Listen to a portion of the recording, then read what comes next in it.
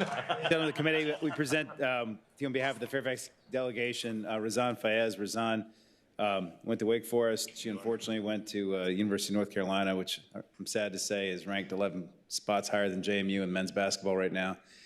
But Razan also stole two of my law partners from me a few years ago, and I don't hold that against her, I guess. And but she's been an excellent attorney in the juvenile court in Fairfax, she practiced focused mainly in juvenile court in Fairfax County, and we're really excited that she's looking to join the bench. Mr. Chairman, I would just add that she went through our vetting process, received highly recommended rankings from the Fairfax Bar, the Women's Bar, the Minority Bar, every bar that can rank them, and won our bar vote. So she comes very highly recommended by the Fairfax County Bar. Okay, Ms. Fayez, despite these gentlemen, tell us why we should put somebody that went to Chapel Hill on the bench in Virginia. Well, I should say at least I didn't go to Duke. That's true. So it's really not that I want to be a judge, it's that I want to be a judge in the Juvenile and Domestic Relations Court. It's the only court I have an interest in. I've been practicing for over 20 years in that court, and my law practice centered around, I tried to fill the gap of a need for people who could not afford legal aid, but also could not afford to pay the private attorneys and their retainers. And so I had a private practice that centered around helping low-income, modest means, immigrants, victims of domestic violence, and other underrepresented communities by providing low sliding scale, flat fees, pro bono work, and things like that. And I was serving the community in that capacity. And a few years ago, I started getting pulled toward serving the community by being a JNDR judge and using what I've learned through helping these people, help more people by serving as a judge. And I've been sitting as a sub-judge in JNDR an average of 7 times a month, and it has just solidified that that's what I want to do. Okay, thank you, ma'am. Are there questions for Ms. Fayez? Good luck. Thanks very much. Very much, appreciate it. Thank you very much. Okay, Judge Deglau? Deglau? Okay, got it. She's in Henrico County, J&D judge. Oh, she is? Yeah. Okay, Judge Deglau, this is your first reappointment, is that right? I'm Judge Deglau, and this is I've been on 18 years. 18 years, oh yes. my goodness. Yes. Well, just tell us why you want to continue. Well, you know, it's interesting that it's changed in the last 6 years. I've kind of reinvigorated, and I've joined the Judicial Engagement Network nationally for domestic violence. I've gotten on the statewide Domestic Violence Committee, and it's all of those things have just really reminded me that, you know, you do the JDR bench because you want to make a difference. And, you know, I have kids who actually invite me to their graduations, or I have a bracelet taped to my bench, actually, of a young girl who was horribly sexually assaulted and said that I made the difference in her world, and she knew I cared.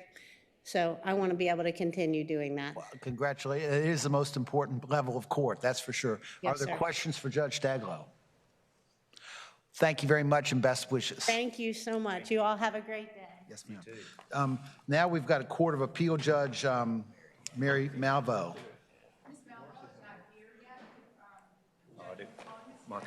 Marcus McClung. Okay, Judge McClung. We might ask any of these judicial candidates if they want to take we've got a spot on the Court of Appeals open all of a sudden.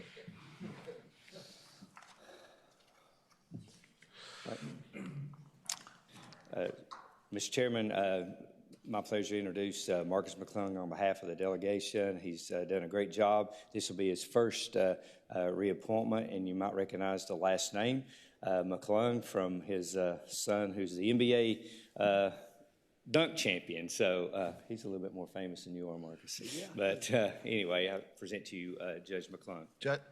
Judge, tell us why you want to continue to be on the bench and how a guy from Southern California gets to Southwest Virginia. I'm from West Virginia. Yeah, Greenbrier County, West Virginia. So okay. Well, I was looking at, I apologize, I was looking at the wrong one. I'm hoping it doesn't invite West Virginia jokes when I tell you that. I love being, you know, and Terry and I were talking about it today. Juvenile, a lot of attorneys don't like to go to juvenile court, but I think every time I go to juvenile court, it's a chance to change a kid's life. And I've fallen in love with juvenile court. and I want to keep doing it if you let me. Okay, are there any questions for Judge McClung? Mr. Chairman, let me just make a comment. I've actually practiced in front of Judge McClung, and I'd like to say that he displays tremendous patience and courtesy to counsel in his courtroom. And when I was there several months ago, it was an absolute pleasure to practice in front of him, and I cannot recommend him highly enough. Oh, thank you. Delegate Ballard will be back there next week. Okay, are there any other questions? Thank you so much, Judge McClung. Good, best wishes to you. Thank you. Thank you. Okay, Judge Malvo is not here yet, right? Is she here?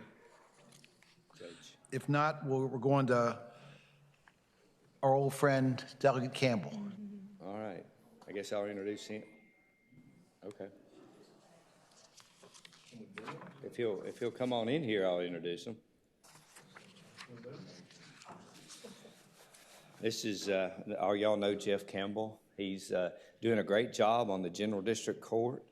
Been all high marks so far. So choice by the delegation there, and Jed, our new delegate from down there, agrees. So just introduce you to, no introduction needed for Jeff Campbell. Okay, please tell us why you want to be a judge. The seminal question. Thank you, Senator Deeds. You know, I spent 23 years in a courtroom rat, trying, cases at every level. That's what I wanted to do when I became a lawyer. I think what motivated me to become a lawyer was I saw the movie To Kill a Mockingbird when I was about 12 years old. And, so it gives you an opportunity to be able at the ground level to help your community through some very difficult times and have a meaningful impact on people's lives. Okay, are there questions for Judge Campbell? Okay, thank you. I'm sorry, Senator Delegate Simon. Just one comment here on Judge Campbell and his judicial temperament. I'll tell you that in all my years in the General Assembly trying to argue against the majority at committee, I've maybe 2 times actually changed somebody's mind and successfully got them to change their vote. And one of those was last session with Delegate now Judge Campbell. So certainly I think he's capable of keeping an open mind and listening to arguments and applying his good judgment, despite any forces from the outside that might exist. So appreciate that. Okay, are there other questions? Best wishes to you, sir. Okay. Congratulations on the new digs. They look great, by the way. Hey, just when you Judge Malvo? Okay, yeah, that likely excuse. Okay, we'll take Judge Malvo from the Court of Appeals.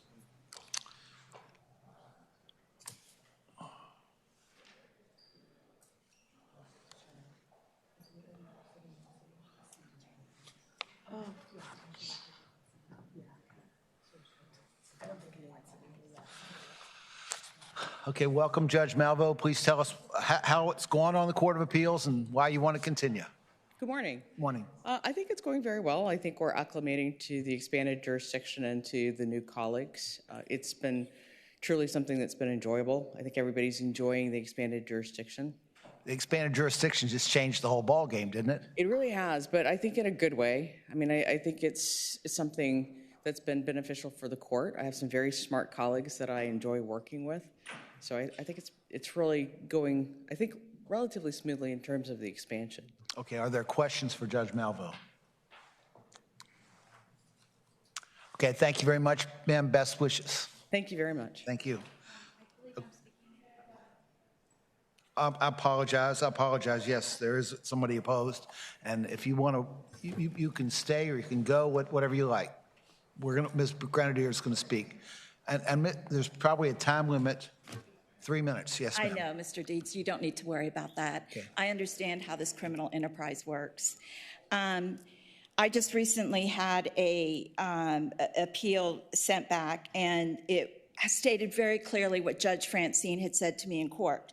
And it stated, if I had my way about it, I would charge you with $50,000 in sanctions. I would make it time certain, I would call it contempt, and I would throw you in jail for as long as I could. He then interfered in my case in the federal court where I was granted a jury trial against James Comey, McCabe, and McCabe and Bill Barr. The criminal enterprise of our judiciary, where you guys act like a pack of wolves, ignoring your oaths of office and your ability to actually do your job, it's unbelievable.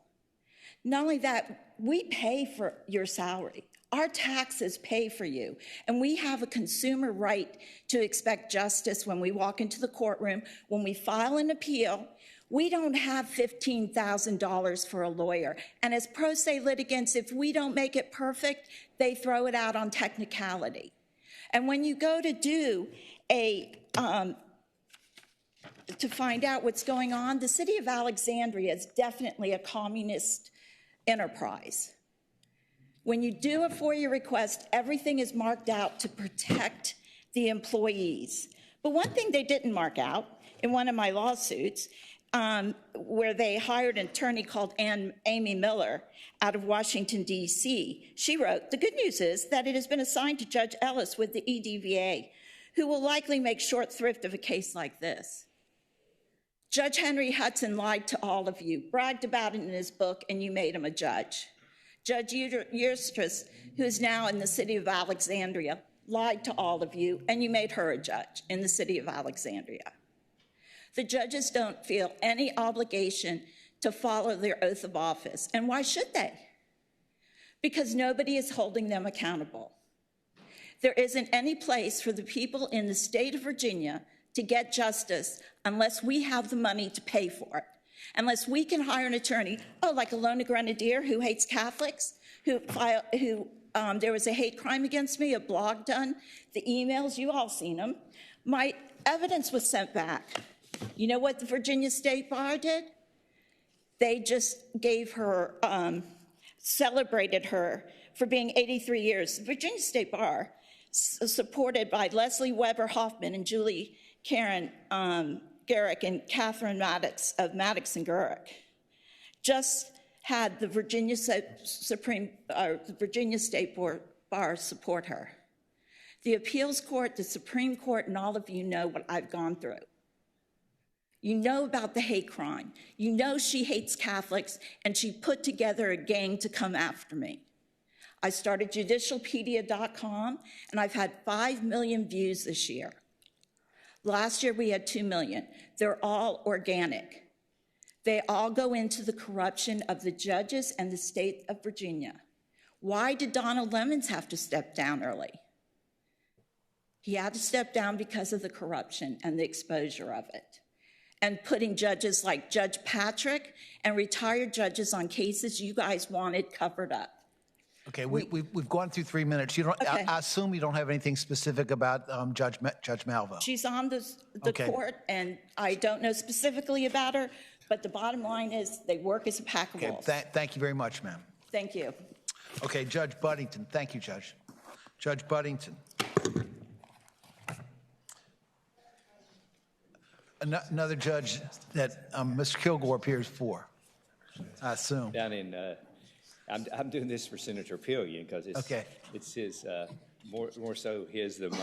But, Judge Buddington, I tried to appear in front of him last week, but he was sick last week, and I had a sub-judge, but worked out all right anyway. But Judge Buddington's doing a great job up there in one of the busiest courts in Southwest Virginia, the J&DR court there in Abington, and a lot of times they have 2 judges sitting there at a time, and it's just a lot of folks going. He does a great job, and very thoughtful, very considerate, and most of all patient, and that's what you have to be in that court. So.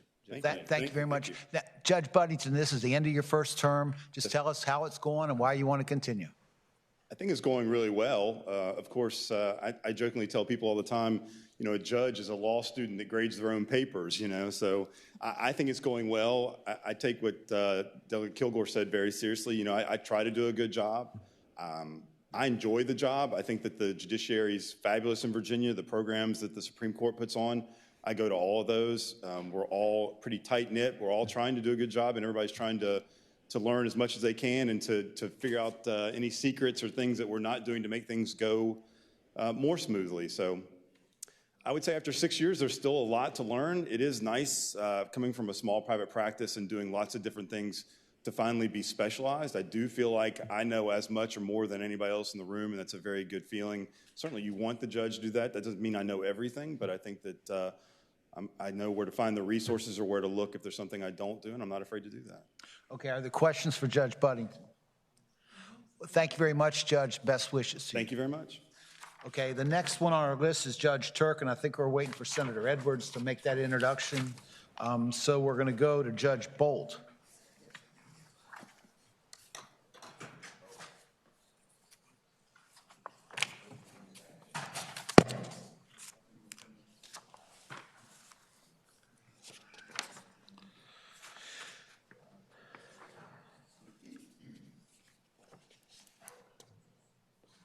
Morning, Mr. Chairman. Morning.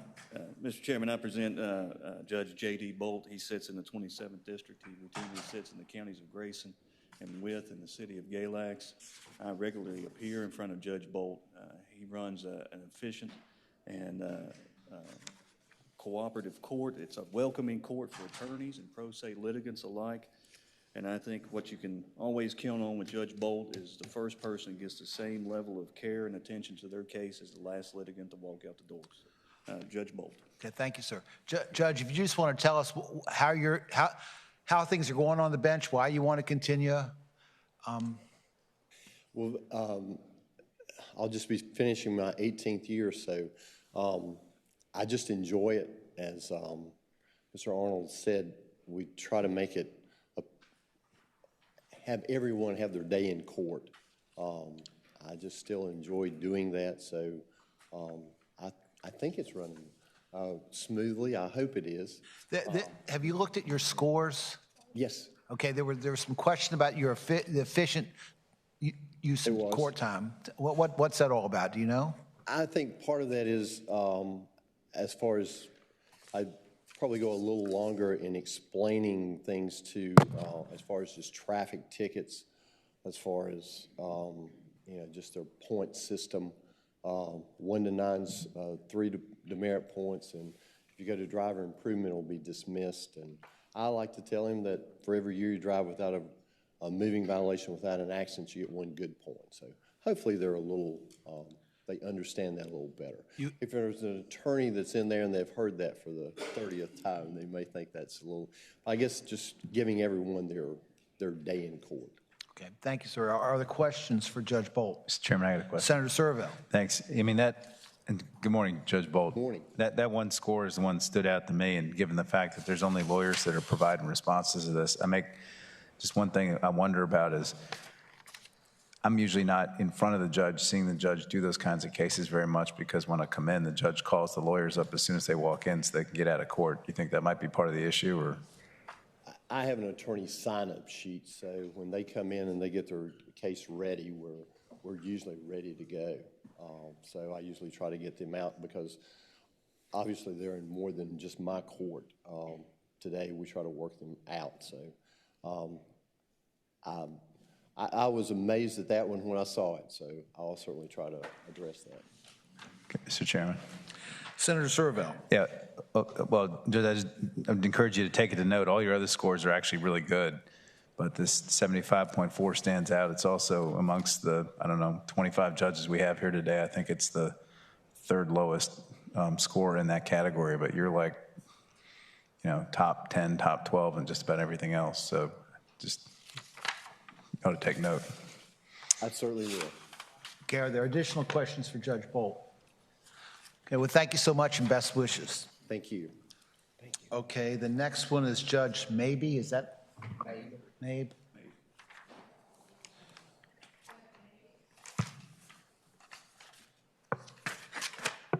General District Court in Wythe County. That's correct, Senator.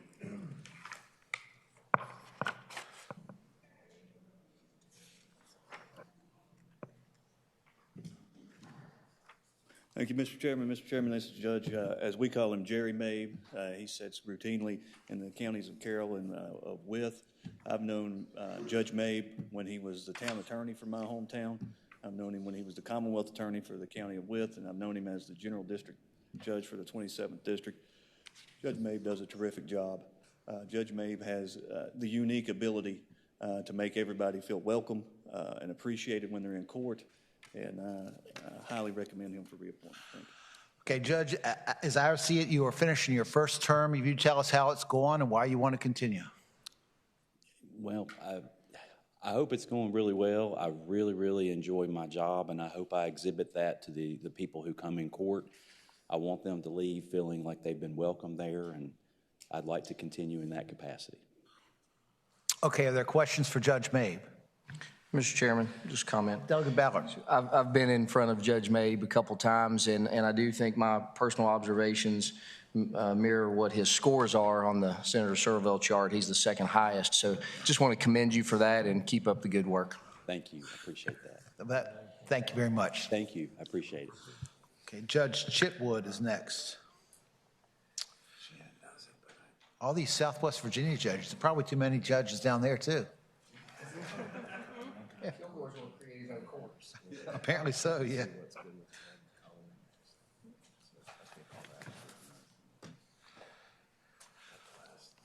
Thank you, Mr. Chairman. Members of the committee, this is Judge Chitwood.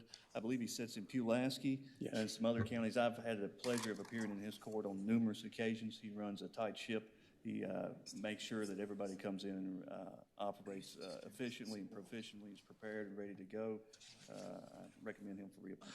Okay, Judge Chitwood, welcome. You've been a judge for a long time. Tell us why you want to continue and how it's going. I want to continue because I love it.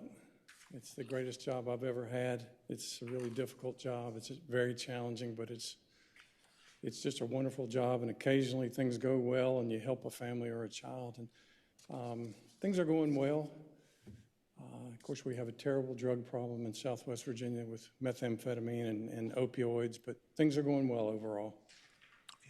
Thank you. Are there other questions for Judge Chitwood? Okay, thank you so much, and best wishes to you. Thank you, sir. Okay, Judge Monica Cox.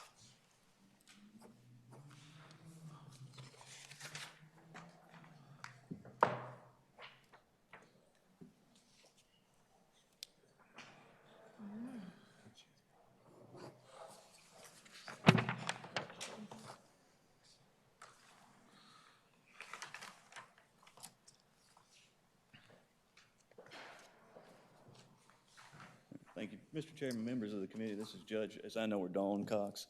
She sits in the Carroll County, Grayson County, and then the city of Galax. She's a JDR judge.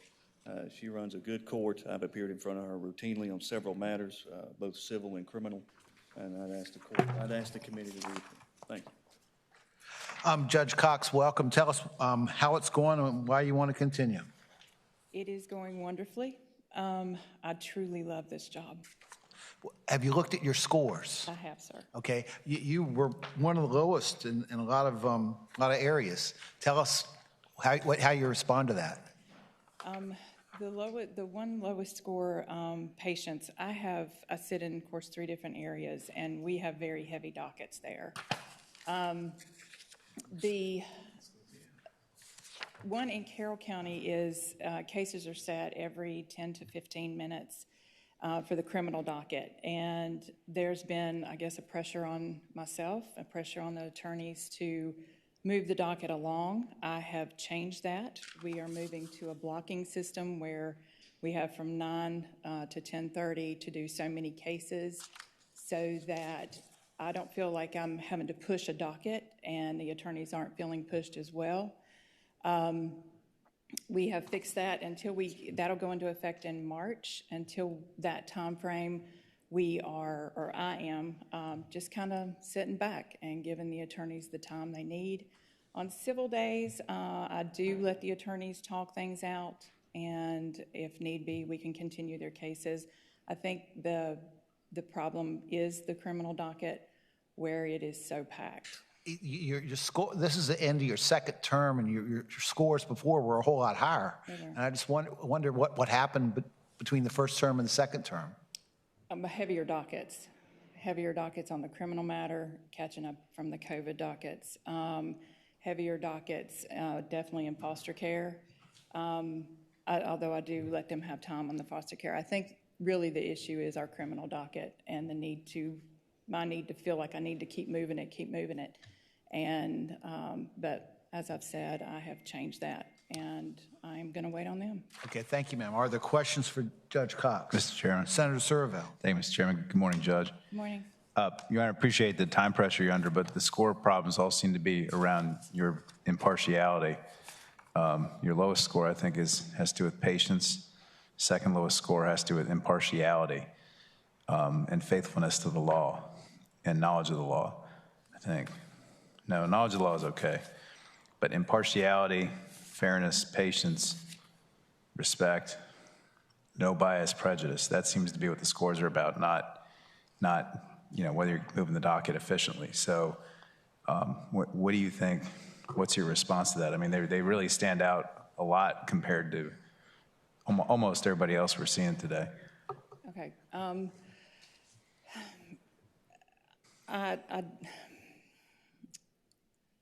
The only thing I can think of is that maybe I am not giving a strong enough reasoning for my rulings. I don't know if it's, all right, we have a calendar, so let me kind of explain. We have a calendar where attorneys are assigned to the calendars. I don't know if it's that, if attorneys think they are getting less cases than other attorneys, but we do go by the calendar unless an attorney has already been appointed. I don't know if it's, sometimes when the docket is done and the attorneys are in the courtroom and everybody's talking and I talk to them, some attorneys are left out. My evaluator judge, when we talked about this, she said, make sure that you include all attorneys in all your conversations. I base every case on the evidence and the law. I don't favor one side, either defense or criminal. I don't favor attorneys. Honestly, I'm really not sure, but I am now made very aware of it, and I am making changes in myself. I come off the bench so that it doesn't look like I'm talking to just one or two or three attorneys. I step off, let them have their conversations, and I leave. But honestly, I do base everything on the evidence presented and the law. Mr. Chairman. Senator Surville. I've never appeared in front of you and haven't heard from anybody about you. I don't know a lot of lawyers down your way, but I'll just note that the very first score has to do with patience, which doesn't really have to do with, who might be in front of you and whether they're a friend or not. So it seems to me that many of the attorneys, it looks like 4 out of 10 almost, say that you have a problem just being patient on the bench. And so who's responded to this? And obviously people who respond tend to be the people who have problems as opposed to people who are happy, often don't respond to these is another thing I've heard. But overall, your patience score is very low, even amongst all the judges we've looked at since 2018 when we've started getting this data. So just think you need to think about that. It is something I'm working on. Are there other questions? Thank you, Judge Cox. Best wishes to you. Thank you. Okay. Next on the list is David Spiegel.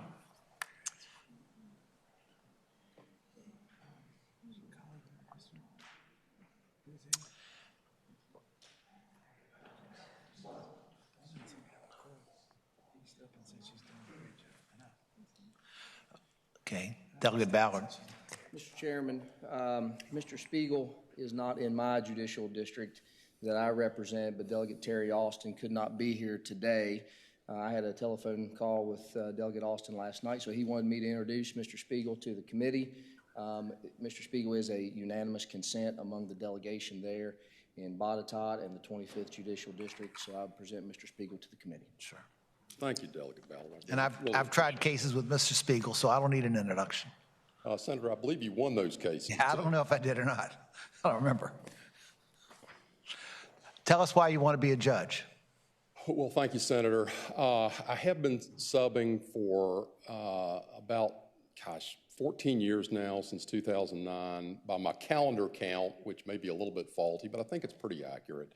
I've got about 175 days in. So this is something I think I can do. I believe I can handle the job.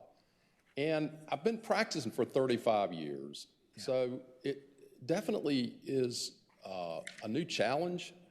And, for those 35 years, I mean, we've been just handling the legal needs of the people in the community. And I certainly look at this as an extenuation of that, just in a different capacity, a new capacity, and would greatly look forward to it. And then I could promise you, too, that within my capabilities, that I would do the best job I absolutely could. Are there questions for Mr. Spiegel? This is a circuit I used to live in, and I still practice mostly in. And Mr. Spiegel has got a great temperament for a judge, I think. So he'll do a great job. And I don't know if this is noted on your sheet, but since the docket was printed, the Craig County Bar, all of what they have, one or two lawyers, they've endorsed Mr. Spiegel. So yes, sir. Thank you, sir. Best wishes to you. Thank you, Senator. Okay, Judge Clemens is next on the list, but we're going to wait for Senator Edwards on that.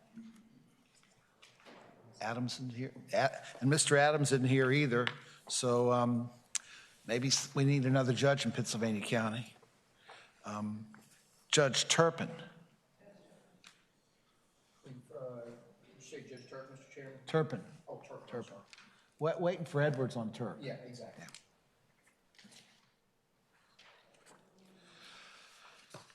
Judge Turpin, you are a J&D court judge. I guess you're sitting where Spyro Skandaris used to sit. He was in Danville. I'm in Chatham. Well, I think he was in both in his day. Yeah. Tell us, how long have you been a judge, and how it's going, and why you want to continue? I've been a judge 12 years. I think it's going fairly well. There's always room for improvement, and we're always trying to improve. But I guess that's why I enjoy it. In that court, there's always something new developing and something to be worked on. Okay, are there questions for Judge Turpin? Okay, thank you very much, and best wishes to you, Judge. Thank you. Judge John Cook from Campbell County.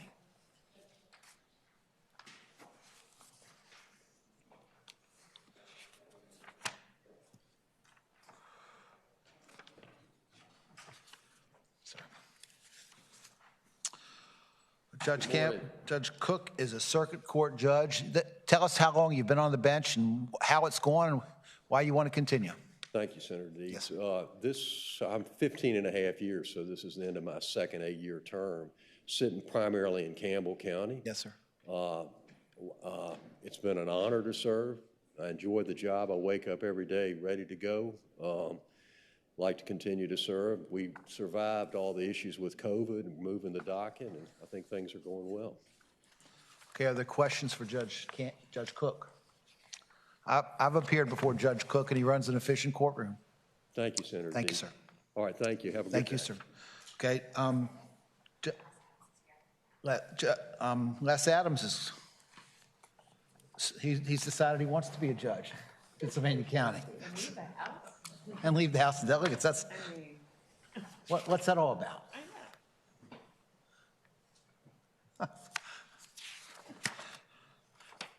Okay, you got some explaining to do, Judge. You need to tell us why you want to leave the legislative branch and join the judicial branch. Well, thank you, Mr. Chairman and members of the committee. Thank you very much for the invitation to appear here today. I do think it goes without saying that to be named a judge is an honor, obviously a very important part of our system. I believe that I have the background and experience that is well suited for this role. I have over 20 years of experience as an attorney. During that time, trial practice as both a prosecutor, several years as a prosecutor, and as defense counsel in private practice. I've owned my own firm. I have been engaged in civil litigation. Before that, I was a judicial law clerk for 2 years. And I'd like to think that over those going on 24 years now, that I've demonstrated the type of temperament that is well suited for this position. And hopefully I've done that with all of you, Senator Deeds, as a member of the House of Delegates. Okay. Are there questions for Judge Adams? Mr. Chairman. Senator Simon, or Delegate Simon. Yeah, demoting me there. Delegate Adams. First, let me say that my son very much enjoyed his trip to your house one weekend when he and your son were both Senate pages together. He actually wrote his college essay about it, and so far it's working for him. He's gotten into every school he's applied to. So you want to be a general district court judge, is that right? Yes, sir. All right. Would you be able to tell us what all the bond determination factors are and how you might apply them in any particular case? Well, there are a few, and of course, now there's not a presumption against bond, as you know, but clearly the public safety is the concern, and a flight risk. Those are your two primary factors that a judge must consider when determining bail. Are there other questions? Serious questions? Okay. There's a fellow named Mike Podorowski who is going to appear via Zoom that wants to speak. And Mr. Adams, you can stay for that, or you're not required to. Not on Zoom. Okay. Thank you very much. Thank you, sir. Okay, now we are down to Judge Eggleston from Nelson County.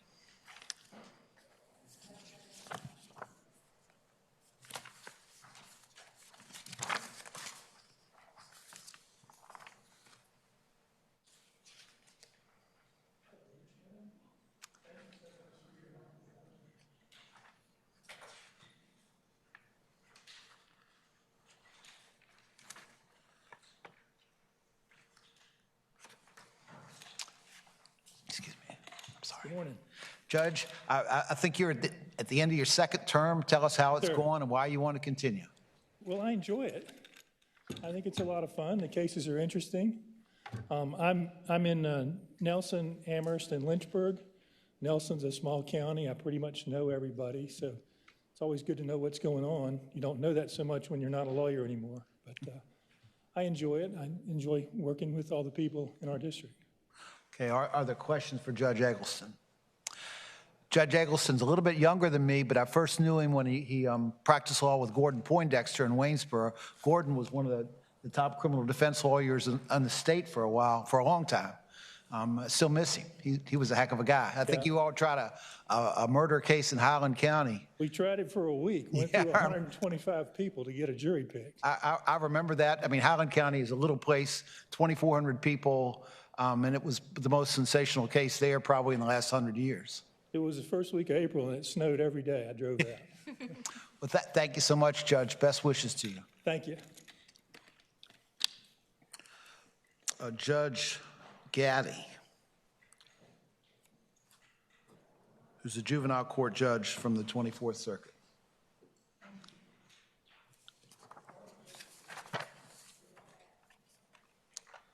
Campbell County, it looks like.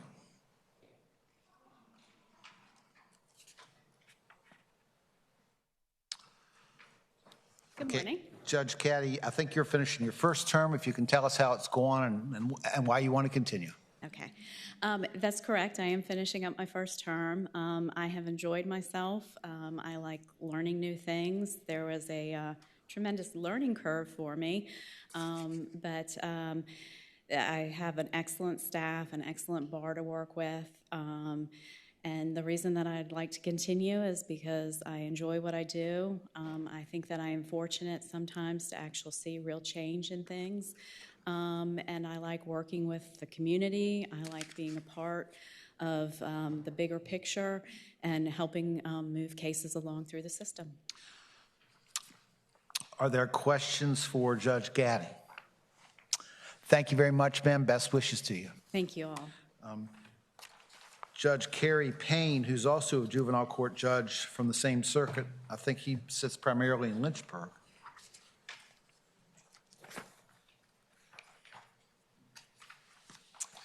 Judge Payne, how are you, sir? Fine, Senator. How are you? Real well, thanks. Good. Please tell us, you are now at the end of your second term, is that right? This will be my third term. This will be your third term coming up. Tell us how it's going and why you want to continue. Well, it's interesting that you should say that. It's going really, really well. And why I want to continue is I've always said I've given up the most fun job I ever had to do the most important job I've ever had. And taking care of the citizens and their issues, I think is what I enjoy most. Most fun job was being a lawyer? Pardon me? Most fun job was being a lawyer? Actually being a prosecutor, but I know that's not a... Being a prosecutor? I don't know. I was a career prosecutor before I went on the bench. I don't know if that's such a good thing to say. I know. I could be a bad mark. Okay, are there questions for Judge Payne? Thank you so much. Best wishes to you, Thank you. Good to see you again. Merry Christmas. Good to see you. Okay, Judge Nelson from the 10th Judicial Circuit. Circuit Court Judge, I guess. Halifax County. Is that correct, Halifax? Actually, I'm in Mecklenburg. I serve in Halifax, but I'm in Mecklenburg. Okay, and Judge, tell us, and I apologize, is this the end of your second term or your first, or? It's the end of my first term as a circuit judge. I was a juvenile judge for 13 years. Okay, that's where I was confused. Tell us how it's going and why you want to continue. Well, it's going pretty well. We're busy with the new jury trials. We're trying a lot more cases, but other than that, it's going fine, and I enjoy the work. It's very challenging, and I think I've still got something to offer. Have you found a real uptick in jury requests for jury trials? At least twice, maybe 3 times the number I was experiencing before. Is that right? So how many times a week do you try a jury case? I'm probably averaging 1 every other week. Every other week? Yes. Okay. And you sit primarily in Mecklenburg? Mecklenburg and Appomattox. I give a day and a half a week to Appomattox and 3.5 days to Mecklenburg. Okay. Are there questions for Judge Nelson? Mr. Chairman, I have a question. Senator Surville. Thank you, Mr. Chairman. Good morning, Judge Nelson. Good morning. I'm looking at they give us this package of stuff on all y'all. And I'm looking at your sentencing guideline, concurrence departure rate. I noticed that between 2022 and 23, your departure above the guidelines doubled and went to the highest you'd ever done in the 8 years you served, up to 11%. And I just noted your comment there about a lot of people are taking cases to trial in front of a jury, and just curious, if that what your comment was a moment ago, Well, that's somehow playing into your... That is not done in relation to that. I've had some pretty bad cases, some murder cases, some very bad, horrendous rape cases that have, I thought, merited going up. Okay, but Mr. Chairman, for the question. Senator Surville. Thank you, Mr. Chairman. So let me put it this way. Is it fair to say that the juries were sentencing at rates under the guidelines compared to where you're sentencing now that you're free to sentence in all cases? No, exactly the opposite. Juries were going above the guidelines. Okay. The last jury trial I did, the jury sentence, they tripled what the guidelines were. Okay. Okay. All right. Thanks. Thank you. And that's consistent with the experience I've seen with jury sentencing. Are there additional questions for Judge Nelson? Thank you so much. Best wishes to you, Thank you for sir. your time. Have a good day. Okay, Catherine Dickerson, who's a member of the Jerk Commission. I didn't know we interviewed those. Ms. Dickerson is not a lawyer. Yes, she is. She doesn't practice law. Yes, she does. It says here that I did not practice law as defined by Virginia state bar rules regarding the unauthorized practice law, but I was a law clerk with Hirschkropp and Associates. Do you practice law? I practice law presently. At that time, I was not practicing law, but I was a law clerk. So I wanted to just make it very clear that I was just serving as a law clerk. Okay, now you practice law with Smolin Plevy? Yes, sir. Okay. Tell us about the Jerk Commission, what your experience has been, why you want to continue. I was appointed to finish out a prior member's term. I have found it to be challenging, but interesting and definitely worth doing. What recommendations do you have to us for improving that process? Are there things we can do that would make that process work better? I guess it would depend on how you want to define better, but I think everything can be improved, and I believe that the Commission, through its council, has regularly invited the various members of the Courts of Justice Committee to come talk to us about how the process actually works and what the scope of the laws that this body has passed and how the sort of downward effects of that might sort of play out should you make tweaks or otherwise amend and enact new laws. You know, and I realize you haven't been on there that long, but have you ever heard of a guy named Reno Harp? No, sir. He was the kind of guy that ran that in the past, and was a very efficient operation. Be a lot to learn from the way he did things. Are there questions for Ms. Dickerson? Okay, thank you very much, ma'am. Best wishes. Thank you. Oh, I apologize. There are speakers. Yes, ma'am. Janice Grenadier, and Ms. Dickerson, you can stay or you can leave, whatever you like.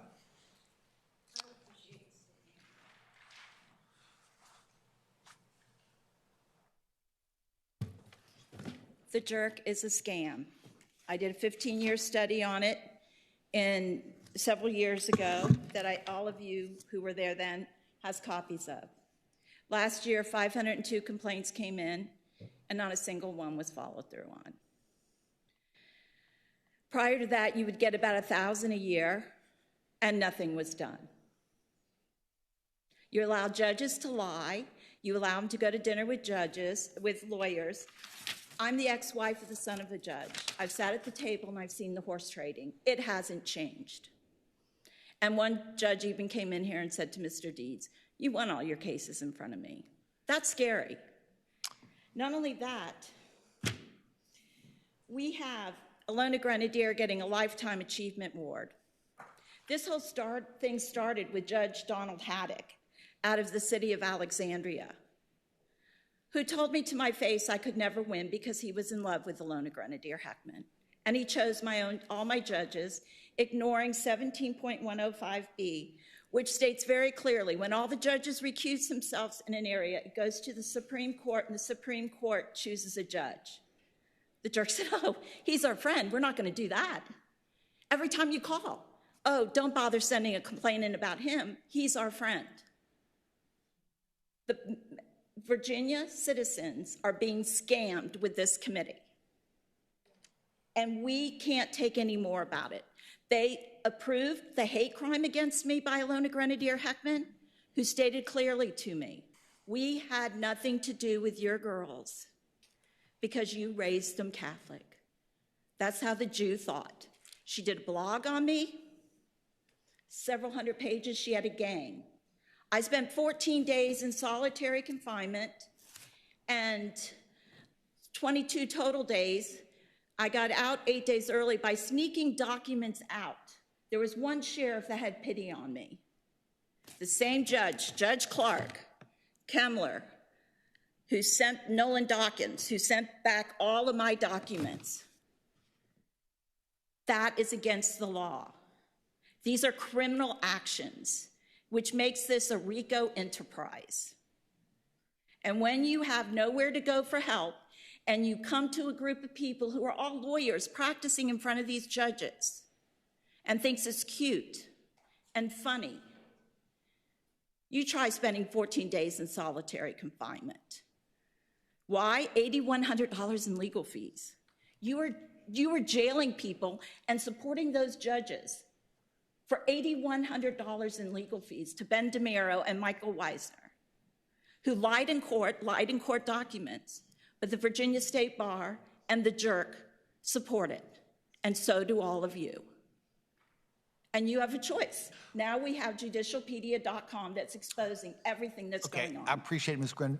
You didn't have anything specific regarding Ms. Dickerson. She was a part of it with 502 people that did not get their justice. Okay, thank you. And the candidate that said I'd won the cases with him, we tried cases together. He's not a judge yet.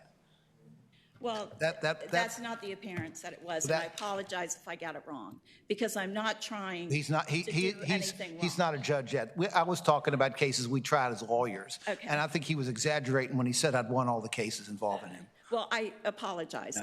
In no way, I took it that he was a judge that was trying to, and, you know. Okay. And that's how I know the pattern and practice is and how Thank you, the system ma'am. works. Okay, there's someone who wants to speak via Zoom. Beatrice Marnay Rivera Adams. Is that correct? Is she? Okay. Ms. Rivera Adams, you've got 3 minutes. We're not hearing you. Oh, can you hear me? We can hear you, yes, ma'am. Okay, I will be talking fast because I have a lot to say in those 3 minutes. Okay. Okay. Good morning, members of the committee. My name is Beatrice, and I'm proud to be Tate's mom. I'm a federal lobbyist for foster youth and work for ESSET and Child Exploitation Think Tank. I came here in complete despair. Let me give you some background. As a former NFL cheerleader, I married 2 professional athletes. During their Major League Baseball careers, I saw the nation. With the Olympics, I saw the world. I had big dreams for my children. I'd hoped they would lead just as extraordinary of a life. Unfortunately, their lives were dictated by court decrees, which prevented them from pursuing their dreams and ultimately destroyed their spirits. They never reached their full potential because children are used in courts as commodities for vendors to make money. Due to my divorces, my children and I became familiar with courts in Alabama, Florida, California, and Arizona, and because of a dependency case, the worst court being Arlington, Virginia. Although I am a legal resident of Alabama, I haven't been able to return home because my child is falsely imprisoned in the state's foster care system over frivolous accusations of a spanking. I hold the state's oversight responsible for this grave injustice. The problem of judicial corruption is largely due to oversight failures. And so I am here to ask that Jerk be held accountable for being non-existent in the state of Virginia. And instead of hiring people like Young Dickerson, they find people who are not afraid to tell the truth, take action, and uphold the Constitution. My child is being drugged and mentally abused to the point of torture. They try to paint a pretty picture and work hard covering this up. It all began 3 years ago when I called the police during a stop in Virginia, informing them that my 13-year-old autistic child had wandered off, but he'd be fine. I never saw him again. The level of corruption I have encountered is unimaginable. I know for a fact families in Virginia are currently experiencing immense suffering. I have heard distressing accounts of parents who are wrongfully accused and the children are indefinitely taken away from them from the first interaction. Furthermore, access to court records is denied, transcripts are altered, they block court access, mutilate documents, impede motions. Parents are even prevented from testifying to regain custody of their children. Appointed attorneys only serve as exacerbate obstacles faced by families seeking reunification. Unfortunately, I know this to be true because it is happening to me. Shockingly, the Coalition for Integrity did a study and votes Virginia in the top 10 worst states for anti-corruption issues. In 2018, the FBI had to set up its own public corruption task force in Fairfax and Northern Virginia. Despite this, nothing has changed. Oversight is responsible for safeguarding the public, but they rarely do anything to address these issues. And the appeals court rarely reverses any violations. So the lower courts get the message. They can do whatever they want to anyone they want. My parental rights without jurisdiction have been terminated. Your 3 minutes are up. If you could just wrap it up real quickly. Okay, we need people in this committee who genuinely prioritize assisting people rather than enabling them to ruin lives. Okay, thank you very much, ma'am. Okay, thank you. The next candidate is Judge Jarvis from Prince William County, a General District Court judge. And I guess it's Surville's opportunity to do whatever. Okay. Yeah, Mr. Chair and members. Senator Surville. Thank you, Mr. Chair and members of the committee. This is Judge Will Jarvis. He's a member of the judge in the Prince William County General District Court. This is your second re-up, I think, right? Second re-up. Yeah, he was a Commonwealth attorney in Prince William County. We had many battles together back in the day, and at least I'm a member of the Prince William delegation for another, 26 days. So I have the honor of presenting him to you. He's He's done a pretty good job, and he's very knowledgeable of the law, and always has a lot of ideas about things that ought to change. And Judge feel free to Jarvis, ask some questions. by my reading, you've been judge since 2002. 2012. Since 2012? Yes, sir. Okay.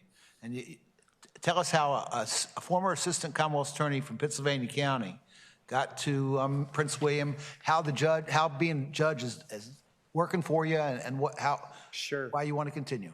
Sure. Yeah, made it from Pennsylvania County up to Northern Virginia, mainly because my wife, who is 100 times smarter than I am, is a professor at Georgetown, so that brought us back up to Northern Virginia.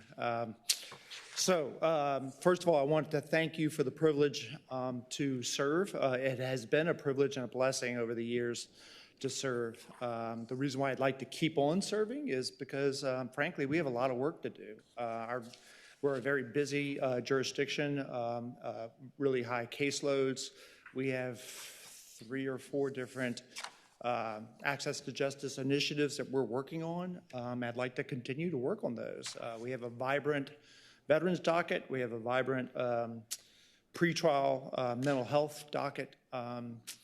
And we serve, among the 5 of us, we serve on a number of access to justice initiatives through the Supreme Court. So I'd like to complete the work. So. Are there questions for Judge Jarvis? Mr. Chair. Delegate Maldonado. Thank you, Mr. Chair. Hello, thank you so much for coming today, Judge Jarvis. I just want to say that I've had the opportunity to personally witness you in the courtroom and the work that you're doing with the veterans docket. And when we look at judges that come before us and that help our communities, accountability, transparency, respect, and courtesy are always very important, piled on top of knowledge of the law. But I also want to commend you on your compassion in the courtroom. That is critical. Our folks are really suffering. And I have been very impressed by your capacity to be able to hold all of those things at the same time.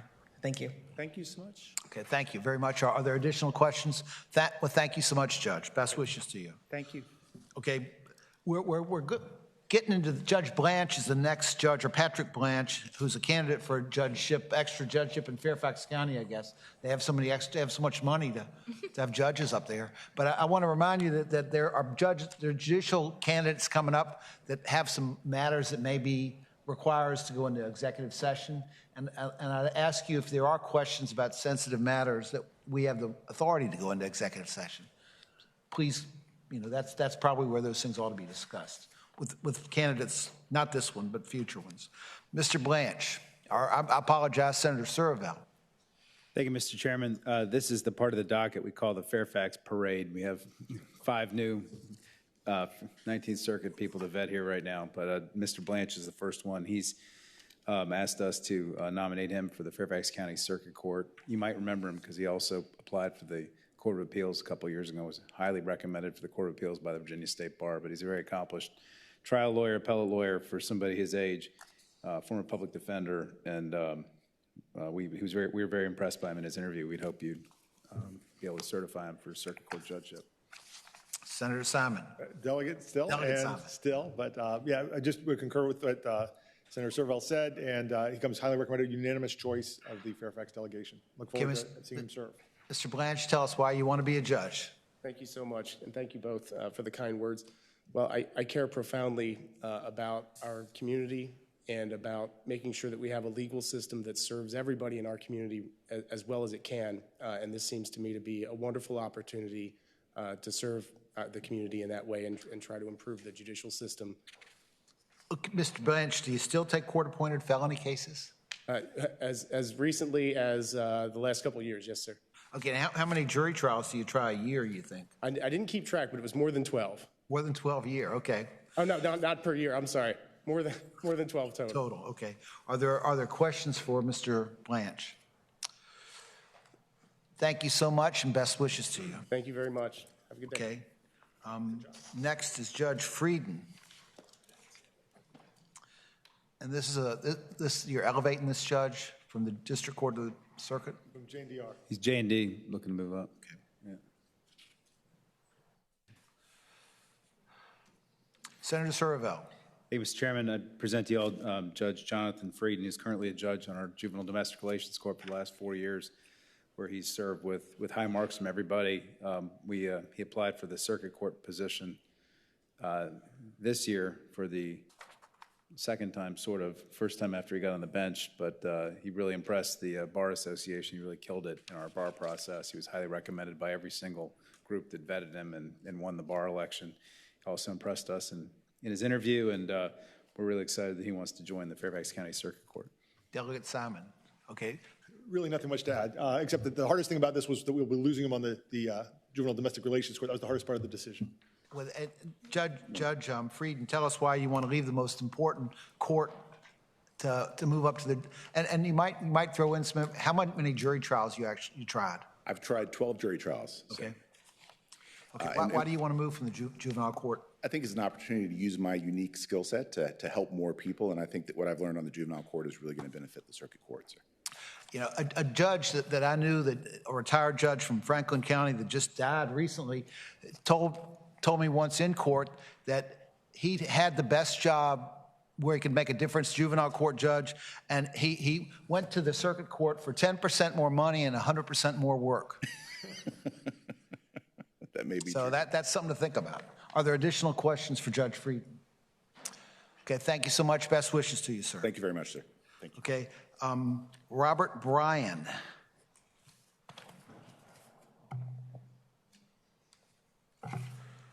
Mr. Bryan he's going to go to the General District Court. That's the idea. Okay.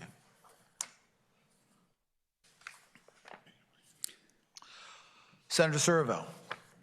Thank you, Mr. Chairman. Present to you all Robert Bryan. Robert Bryan is up for the Fairfax County General District Court. I'm proud to report that he grew up in the best and most awesome part of Virginia, otherwise known as the Route 1 corridor in Mount Vernon.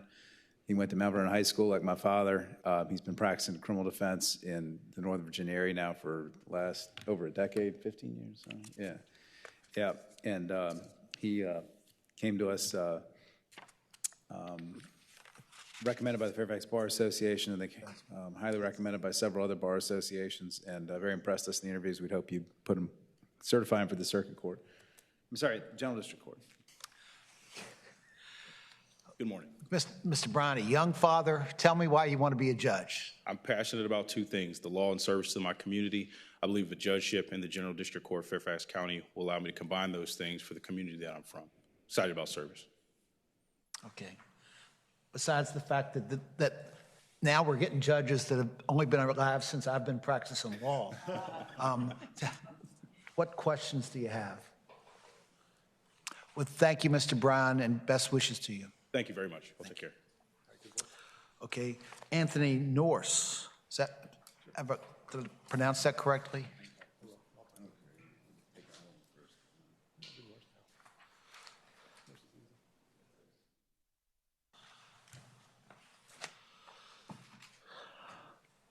Delegate Simon. Mr. Chairman, it's my pleasure to present to the committee Anthony Norse for the General District Court.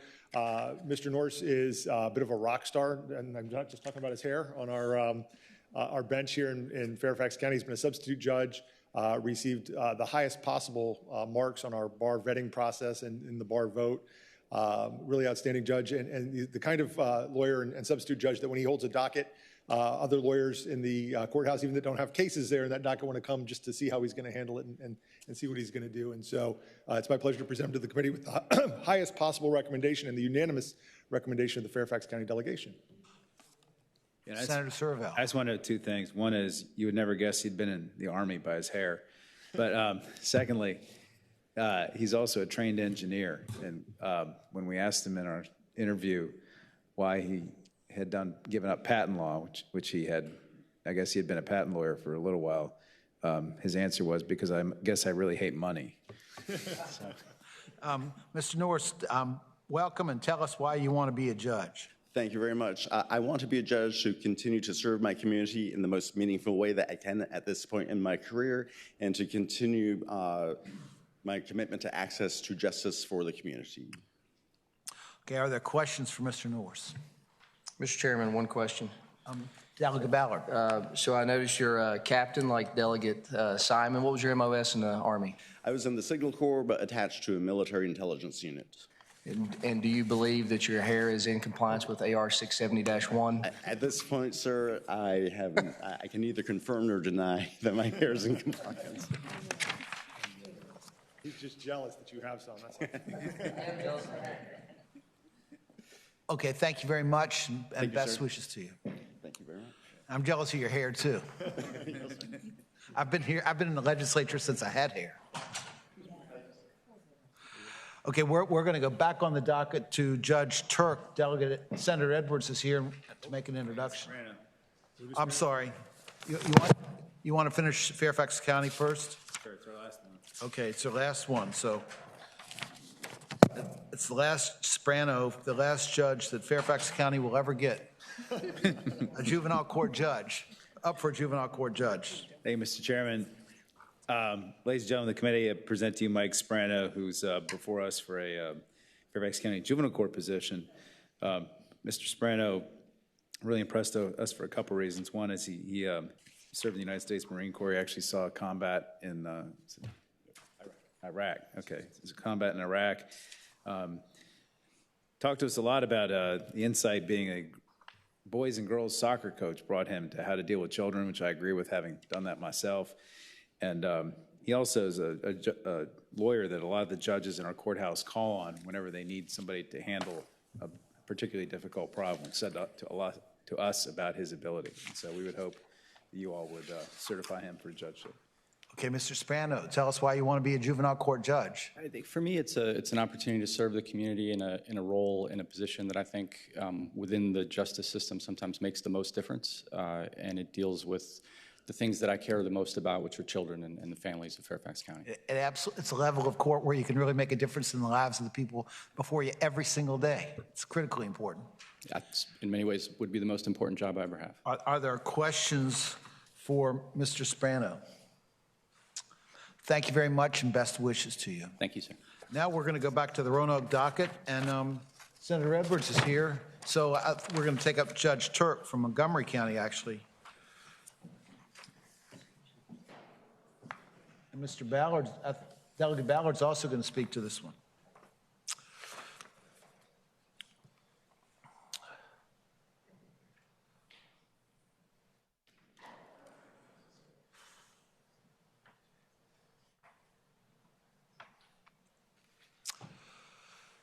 Senator Edwards.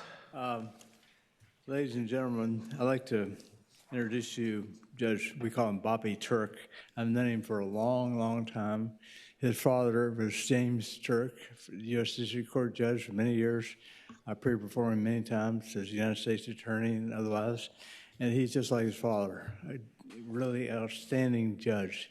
In many cases, I've had numerous cases with Judge Turk in Montgomery County, Giles. It's a sprawling district. If you, Bland, Carroll, Floyd, Giles, Grayson, Montgomery, people ask you to Radford and Worth County. It's a big, sprawling district. But Judge Turk has always been a delight to appear before. I've learned a lot from him. And he treats everybody with respect and makes good, darn good decisions. So I wholeheartedly endorse him. Thank you, Senator. Delegate Ballard. Mr. Chairman, I echo the comments of Senator Edwards.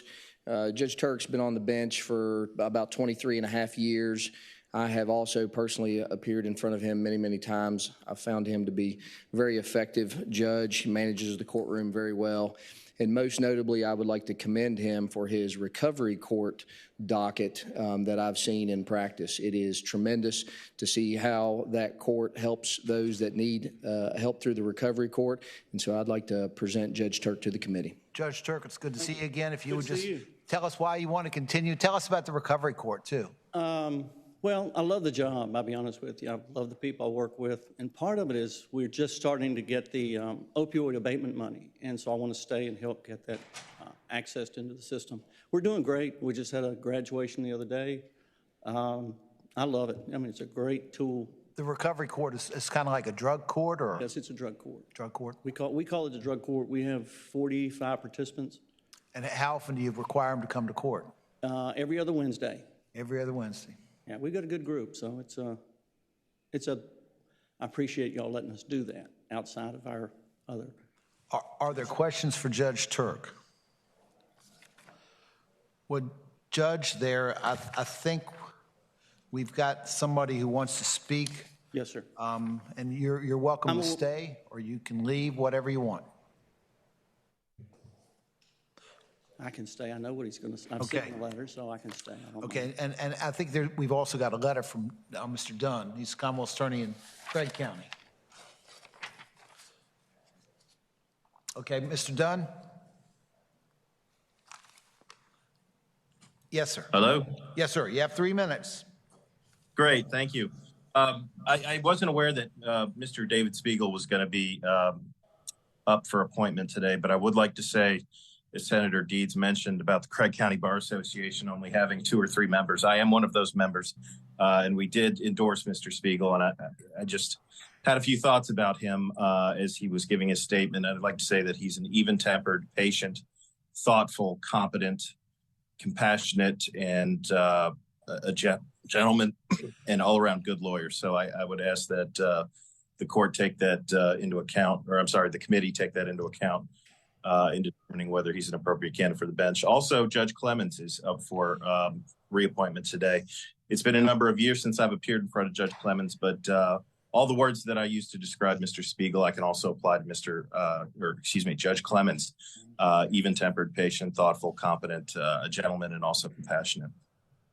With regard to Judge Turk, Your Honor, I ask that the committees be mindful of the input that I previously shared by way of my letter.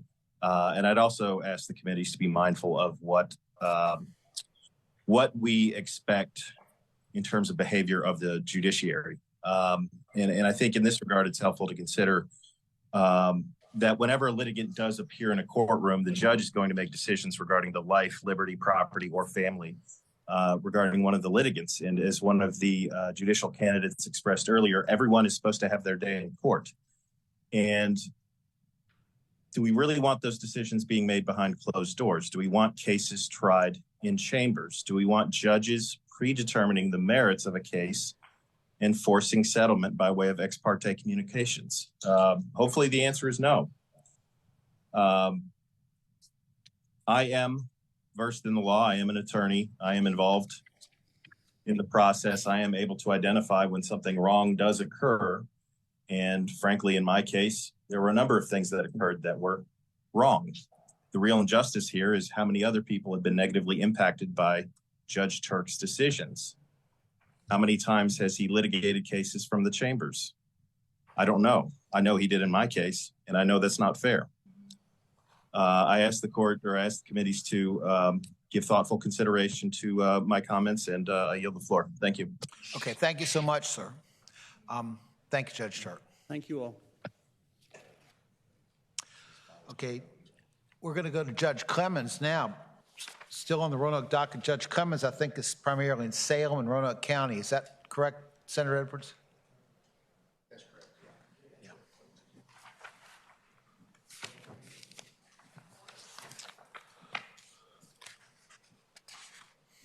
Hey, Judge. Okay, Senator Edwards. Members of the committee, I'm Senator John Edwards. Judge Clemens is one of the most outstanding judges anybody's ever seen. He's fantastic. He's fair. He's thoughtful. He considers both sides very carefully. He's one of the best judges we have in the area, in the Roanoke area, Roanoke, Salem, and Roanoke County. And I was pushing him to become a member of the Supreme Court of Virginia, but he didn't quite make it for some reason. I think at some point he ought to be on the appellate court. And so I give you one of the best judges we've ever seen, Judge Clemens. Judge Clemens, you're finishing. Your father too. Judge Clemens, you're finishing your first term, and you've spent 8 years before that on the General District Court bench. Tell us how it's going and why you want to continue. It's going all right. Well, first of all, thanks for appointing me 15 years ago.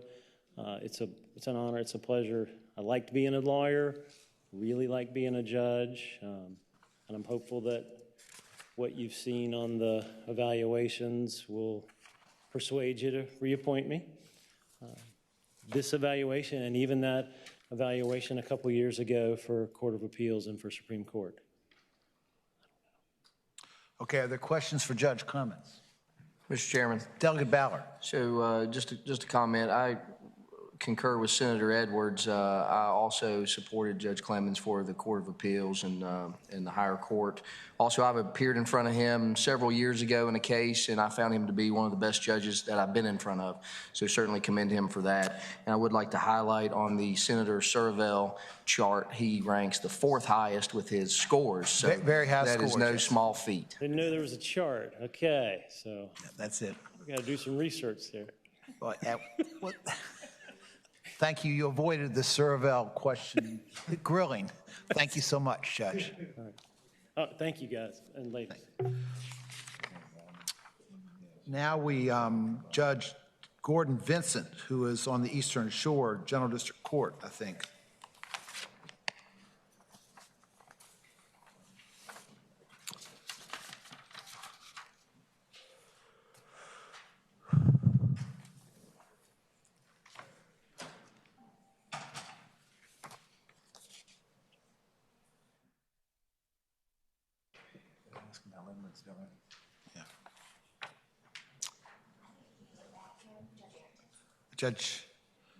Judge Arrington? Okay. Judge Arrington's fine. Judge Arrington is on the Circuit Court bench in Chesapeake. Judge Arrington, I apologize, you've been on the bench since 2008. So you finished 2 terms. Tell us how it's going and why you want to continue. I feel that it's going just fine. And I think I've got a lot more to do. I was the first female appointed to the Circuit Court bench. I remain the only female still on the Circuit Court bench. But and Chesapeake. In Chesapeake. Have you looked at your scores? I did. A little surprised by some, but I'm a person who, I guess I'd see the glass 3/4 full rather than a quarter empty. I was a little surprised by them, I must say, because I don't get many complaints. But my mentor, who came to see me, in fact, said, I think his quote was, I'm not going for that. So I can't really explain what the issue is. Okay, well, you had, your scores were tough. I mean, it looks to like you were maybe the 2nd lowest overall. And particularly knowledge of the law and faithfulness to the law are pretty low. Have you thought about these? I mean, you just don't know why? Well, I did when I got, this is my first time in all these years having gone through this, and I did, and I had a discussion, quite frankly, with Judge Poston, who was my facilitator. And he was surprised, but we talked about perhaps some things that I could do. It's a little difficult if they don't give you explanations as to why, and you can't figure out why. There may be something more going on. I don't know. That would be speculation on my part. Okay. Are there questions for Judge Arrington? Mr. Chairman. Senator Survell. Thanks. So, Judge, I guess, is this your first time up for re-election? I'm sorry? Is this your first time up for re-election, or? No. This will be my third 8-year term. Okay. Got it. Okay. Further question, Mr. Chair? Senator Survell. Thanks. So, is it only the new judges who get 3 reviews before their final ones, or do you get interim reviews before the final ones come in? I did. I had a 4-year review. So you've had reviews before. You've had scores before these. This is 4 years. This was my first time. And never have they been this low before. I can't tell you what's going on. This is the first time that this has happened when I got those 4 years, so I was curious, and I looked at, in the comment, I had a couple, not very many comments, but one said shouldn't be on circuit court. So I can't tell you if that was just very subjective, a group, if you didn't like what it was, because if you look at it and if you add the excellent and the goods together, that is about 3/4 higher than what the lows are. So I don't know who that percentage is or what they think. It does concern me that you're after 2 full terms, you've got the lowest score among all the judges in knowledge of the law. That And I don't understand that at all. Senator Mr. Servell? Chairman, yeah, I had just one other question. So what I was getting at with my question is that the lawyers give comments in the process, narrative comments that the Supreme Court doesn't allow us to see, but they allow you to see. I was curious whether any of those comments gave you insight. I think you mentioned that somebody said you shouldn't be on the circuit court, but I was wondering if there's any other comments that give you insight into what's going on here, because these are, the lawyers who are giving you these scores have the opportunity to speak their mind on the thing. They do, and that would have been helpful had I gotten something more than, you don't belong on the circuit court bench. What does that mean? I can't really address that because that's all I got, essentially. I did get something about, one person said you had too many emergencies. I'm not sure what that was. There was a time in my life where I had to be out. But I really did not get a lot of comments, and so it was difficult for me to interpret what was being done. I can theorize lots of things. I wouldn't want to put that out there. But I don't know. In all honesty, I'd love to be able to look back, to be able to address what's been said. And so the way I had to look at it is I had lots of folks who gave some very good comments, and they took the time to do that, so that's what I've focused on. Okay, thank you. Okay, are there additional questions for Judge Arrington? One question, Mr. Chairman. I think. I'm sorry. Go ahead, Delegate Maldonado. Thank you, Mr. Chair. Thank you, Judge Arrington. I'm curious, since these scores you're seeing are drastically lower than your previous experience at 4 years, can you potentially share with us if there were circumstances that presented themselves in these this last period leading up to these scores that made your experience a little bit different?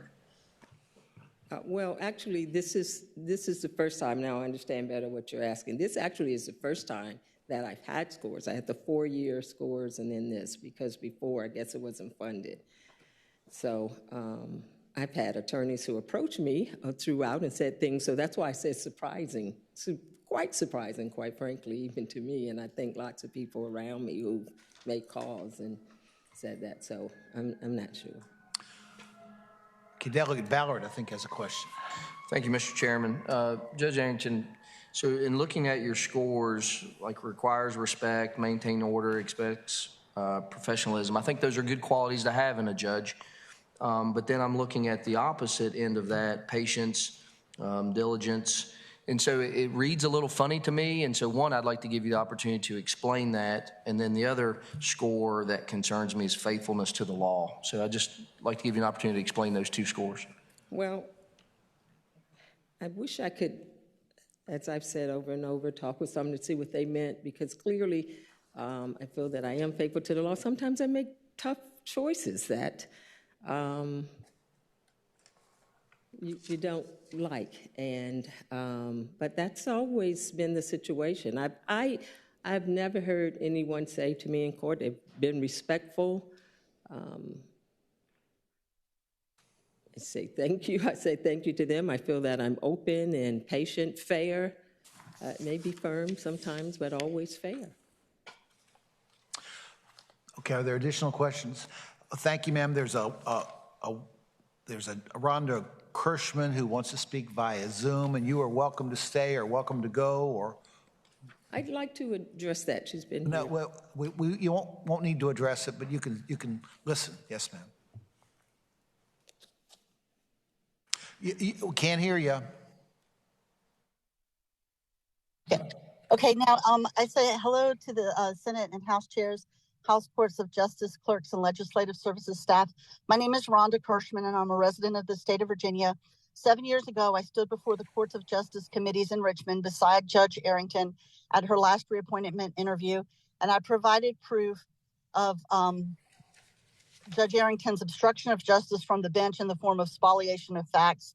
I advised the committee that if Judge Arrington was reappointed, I would be present at her next interview and every interview for the entirety of her tenure as a judge. And now for a second time, I've attached Judge Arrington's order and proof of spoliation of facts to an email I mailed this morning to the to the greeted persons. And then it says, if Judge Arrington had only obstructed justice from the bench, that would have been cause for her to lose her robe at her last interview. But because the facts that were redacted at Judge Arrington's order were required by the UCC JEA law in order to have lawful jurisdiction to hold a custody hearing, Judge Arrington acted in direct violation of law and held illegal proceedings without lawful jurisdiction, and ultimately ratified a heinous federal felony and trafficked a very cherished only child of an older mother to a non-parent child abductor. Now, as a victim of a federal felony that has never seen justice, I ask these legislative committees how Judge Arrington, a former prosecutor, can fail to understand the difference between a state civil matter and a federal criminal matter, and why should anyone who uses their position on the state civil court bench to ratify federal crimes through a legal process retain their robe. Judge Arrington allowed the licensed Virginia Beach psychologist Brian K. Wold to violate the rules of the Supreme Court for expert witnesses by giving non-scientific lay testimony based on his personal belief in long disproven junk psychology, then to make a recommendation that exceeded the jurisdiction of the court, was outside of civil and human rights law and into the realm of federal criminal law. Between Judge Arrington's last interview and this, the state of Virginia created the Office of the Children Ombudsman to bring justice to unmitigated train wreck cases such as mine. And then my complaint to the OCO was also attached to my email this morning as a review of my case for committee members who may need a refresher of these details. And then a video of this reading will be posted on my TikTok as a time check. And thank you. Oh, thank you so much. And you put all that in writing in your email, is that correct? That is in my email, and the Judge Arrington's order for the redaction of or spoliation of facts was attached with the proof of the spoliation of facts and my OCO complaint, which reviews the facts and victim impact statements of my case. Okay, thank you, ma'am. Thank you, Judge. Judge Gordon Vincent.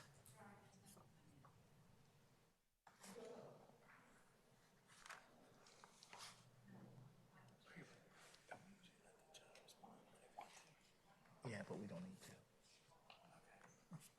Why would we want to drag this out? It's not going to change anything, is it? No, I thought she might. No, it's not. I just thought she might have taken it as you tell her she can't respond. Okay.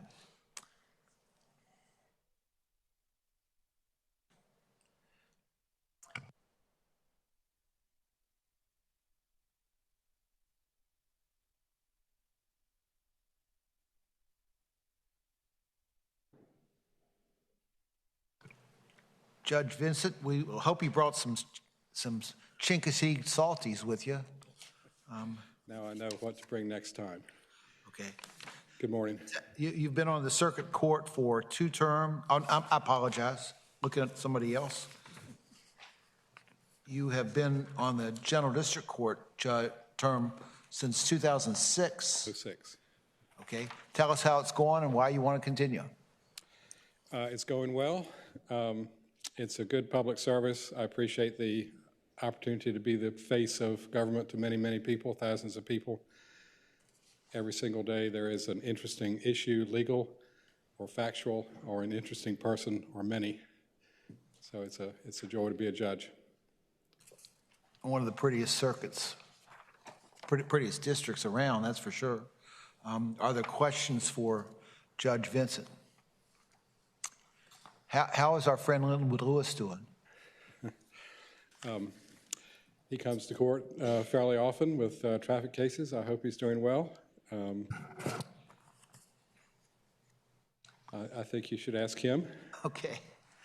I hope to come back before the committee, but are that there will questions be another for day, maybe, Judge perhaps. Lewis? Thank you so much, sir. Right, thank you. Okay, now we've got Judge Catchmark from Chesapeake.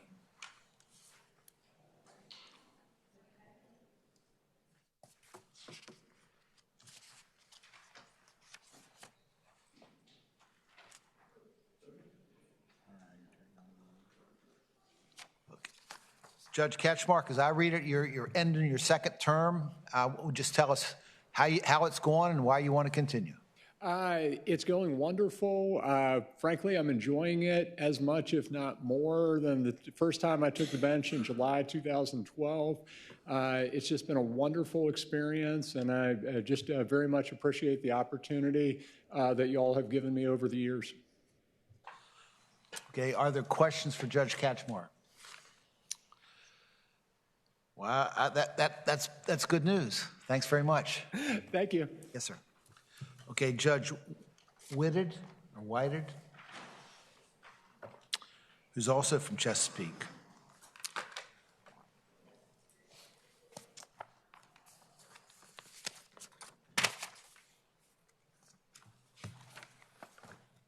Good morning. Okay, Judge, you're in your first term. If you could just tell us how it's going and why you want to continue. Fantastic. I absolutely love it, and I love the job, and I'd like to stay there. You are on the J&D court bench, right? Yes, sir. And how much practice did you have in the J&D court before you went on the bench? Well, immediately prior to being on the bench, I was Deputy Commonwealth's attorney in charge of all of the juvenile and domestic relations court attorneys in our office. And so I spent every day in juvenile domestic relations court for about 10 years prior to that. Okay, are there other questions for the judge?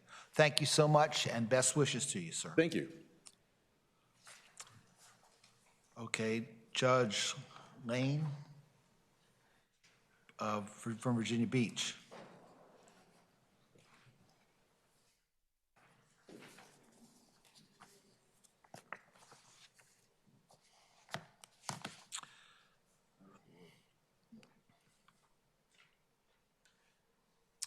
Okay, Judge Lane, you are in the General District Court in Virginia Beach. Correct. Tell us how it's going and why you want to continue. Well, I believe it's gone very well. I've served since 2012, was privileged to be reappointed in 2018. Certainly, I want to continue to serve the citizens of Virginia Beach. Coincidentally, I brought with me, because I thought I might get asked this question, I recently got a phone message from a victim of a sexual crime that I presided over, thanking me for how I handled it and my kindness to her, and made some suggestions where she could get some counseling and so forth. And it's those sorts of things that I find very rewarding. Judge Lane, have you looked at your scores? I have. Okay. They are among the lowest we have. I understand that, and if I may speak to that. Please do. So I was surprised because in 2018, my approval rating was in the 90s. My interim was slightly lower, but still very good. So when I saw that, I was extremely concerned and disappointed. And so I took a number of steps to address the issue. First of all, to determine where things had gone wrong. And I spoke with some other judges who had been in a similar situation, good scores for years and then not, to find out how they dealt with that situation. I spoke with some of the older, well-established lawyers, not my friends, and have no reason to curry favor with me, to get their perspective on what they thought. Took a long, hard look in the mirror to evaluate what I thought. And then I took some steps to correct the situation. Among them, I attended 3 days, full days of training at the National Judicial College that was solely on procedural fairness, communication, and demeanor. Because I take it very seriously and was very disappointed. I understand how this came to be. The circumstances that I think contributed to that no longer exist, and I'm happy to explain where I thought things went wrong. You think those circumstances just caused you to be less patient and less patient with lawyers, perhaps? Yes, sir. Okay. Yes, sir. And I will tell you just briefly, and I don't want to take up a lot of your time, I believe, I served 4 years as chief judge of our district, and we're a very large district, a huge staff. When I took over, our clerk's office was in chaos.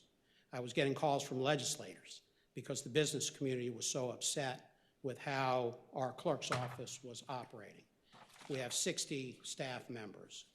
I set about, we replaced our clerk, we replaced our 3 division managers, we totally overhauled how our clerk's office operated and got that squared away. Senator DeStaff can speak to that if you wanted to speak with him. It was a terrible situation. And then the pandemic hit, and we had to shut down, we had to figure out how to operate. And at the same time, I had some personal issues. My wife was ill.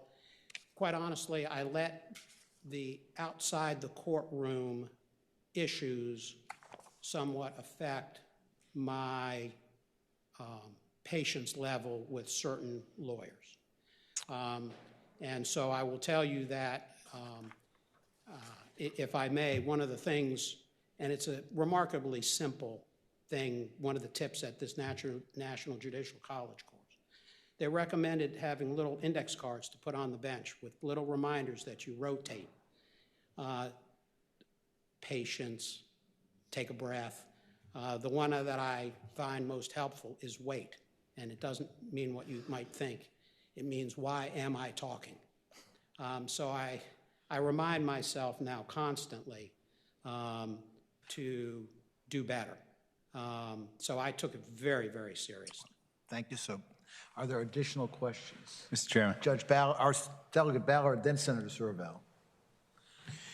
Judge, good morning. So looking at your scores, the patience of score of 55 and then courtesy 58.9, I think you addressed that in your comments just now. I mean, do you think those scores are isolated to the lawyers, the counsel that you just referenced? Because my concern would be that you display impatience or you're not courteous to the litigants in General District Court, and that's probably the court that most Virginians, most average citizens will come into contact with, is the General District Court. So would you like to speak to that a little bit? I absolutely would, and I think it is a certain grouping of lawyers who I had difficulty keeping patience with. I think if you were to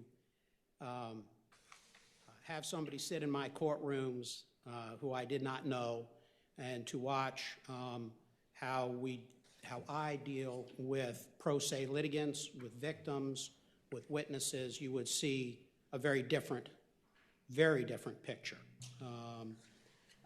We get a lot of unrepresented litigants, particularly in our civil court, and of course our landlord-tenant docket is very large and it's very difficult.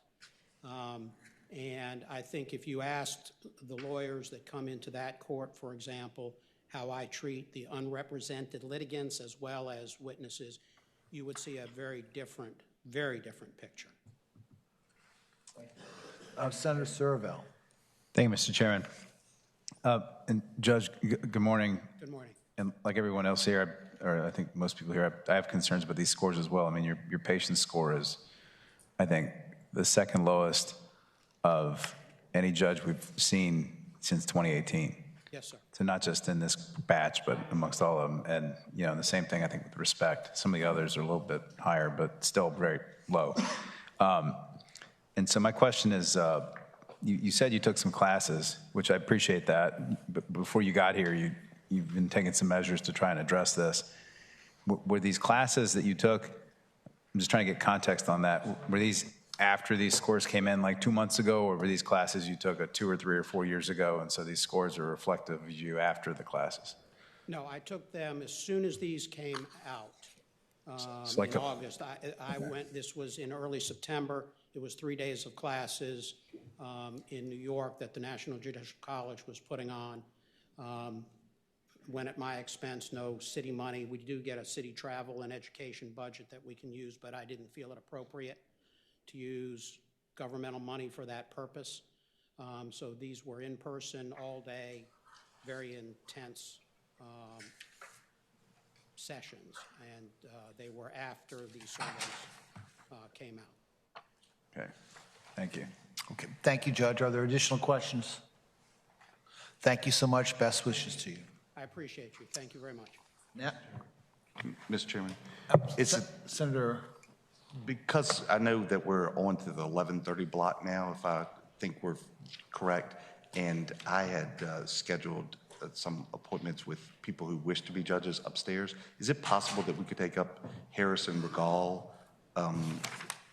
earlier in the 11:30 block since they're here, so I could pop upstairs? Which one is that? They're both circuit court judges in the 15th, and they're in the 11:30 block. Richard Regal. Richard Goodall. And then Overton Harris. Okay. Just take. I'm just asking that they be taken Sure. out of the order in the 11:30 block. We can do them now if you want. That would be excellent. Okay. Thank you. Yes, sir. Judge Regal. Sorry you got to dig through your piles a little bit to find the paperwork.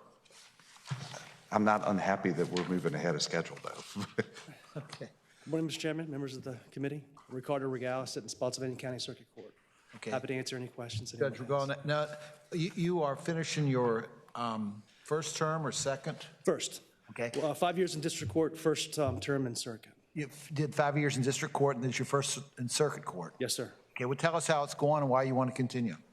Well, you know, I love it, and I'm involved in a lot of rewarding things. For example, I have a veterans court that I preside over. We just had a graduation yesterday. I just find I get great value out of being a judge and being a representative of the rule of law in Virginia.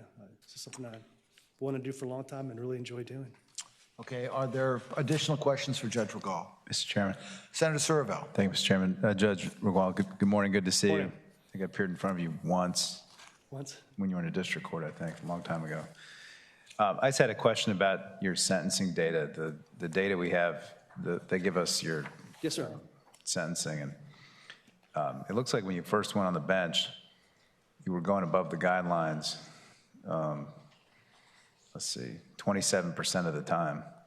Right. If I'm reading this right, and below 6%. And then you sort of brought it down to 15% last year. It sort of looks like you got a little tempered with time, and although you still only went under the guidelines, it looks like 2% of the time in 165 cases. And it's just an unusual pattern with all the judges that we've seen today. And I was just curious if you had a thought about why that's the case. Usually with the other judges we've seen today, they've been like almost the same amount above as below, usually like 10 and 10, something like that. But this is a little different. Well, if you look below, you'll see that when you break it down with the kind of case, the only cases that I'm 100% in charge of are the bench trials. There's no plea agreements. There's nothing else. So if you look at the rate for bench trials, I'm right there where the rest of the state is, over 80%. There, in Spotsylvania County, we have a great deal of plea agreements. In those plea agreements, they all often go above the guideline if they drop several other charges. We also fast track with the new probation violations. We try to advance those as quickly as possible because the volume is picking up a lot more on those. So we'll combine those, and they'll combine probation violation with the substantive offense and resolve it all at once as part of the same plea agreement. Those are all factors I think contribute to that difference. Mr. Chairman, further questions? If you look at down the plea agreements, you know, the concurrence rate is, you know, lower than it would normally be. Right, Mr. Chairman. Senator Surville's got an additional question. So, right, I see that, but I also see that when somebody pleads guilty, which is a guilty plea without a plea agreement, I think, you tend to go above the guidelines 24% of the time, whereas the statewide average, it's only about 9%. So it seems to me there's almost like a guilty plea penalty for like pleading a case to you if you happen to be sitting on the bench when that case is up. So I'm just curious, why does you think you go above the guidelines in a guilty plea 3 times more than the average judge in the state? I mean, without looking at specific cases, I really wouldn't know. I don't have any policy about going above or below the guideline. I handle each case on its merits, and that's what I try to do in every case. Okay, thanks. And according to the paperwork here, 60% of your practice before you went on the bench was criminal defense. Is that correct? Yes, sir. Okay. You've never been a prosecutor? Never. Okay. Are there additional questions for this judge? Thanks so much. Best wishes to you. All right, thank you very much. Judge Overton Harris.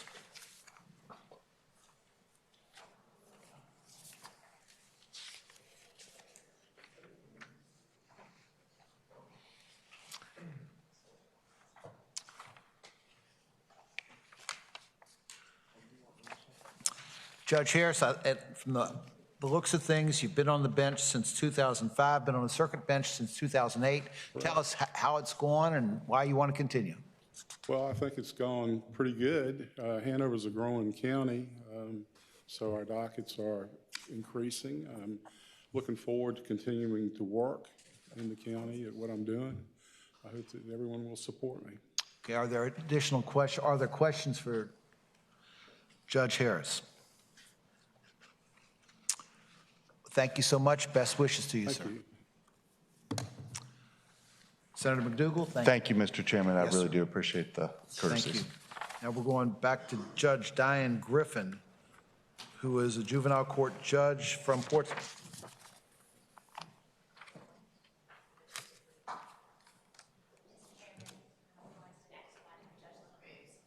LaCruz. Judge Griffin's not here? Okay.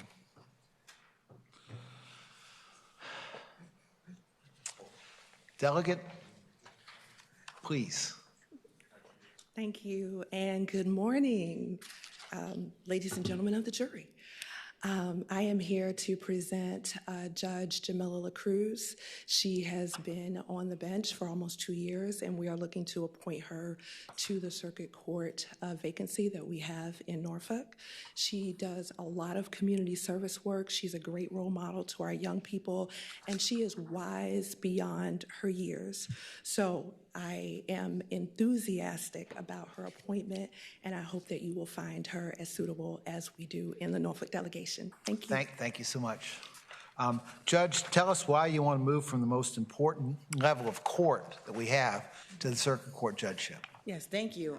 So I've been in Norfolk General District Court since May 1st of last year. And while I did practice a lot in General District Court, my practice was primarily in circuit court. So I did appear in Norfolk Circuit Court 1,220 times, primarily in criminal matters, but I did also handle a variety of civil matters. So I'm looking forward to getting back on the record for trial matters. How many jury cases did you try, do you know? 19. 19. Mostly criminal defense? Criminal, they were all felonies. I had 1 misdemeanor, 5 murders. Okay. Are there questions Mr. for Chairman. Judge LaCruz? Mr. Chairman. Senator Surville. Thank you. I want to ask you about this improper lane change ticket. No, just kidding. But I saw that you were born in the city of Alexandria, and Delegate Herring wants to know why you left. My father was a firefighter, so I was just born there, and then I moved to Prince William County, which is where I was raised. Leaving my district, too. Okay. All right. She got out of Northern Virginia while she still could. Yeah. Thank you, Judge. All right, thank you. I think we've got somebody that wants to speak via Zoom. Is that correct? Not here. Okay. Thank you so much. All right, thank you. Okay, is Judge Griffin here yet?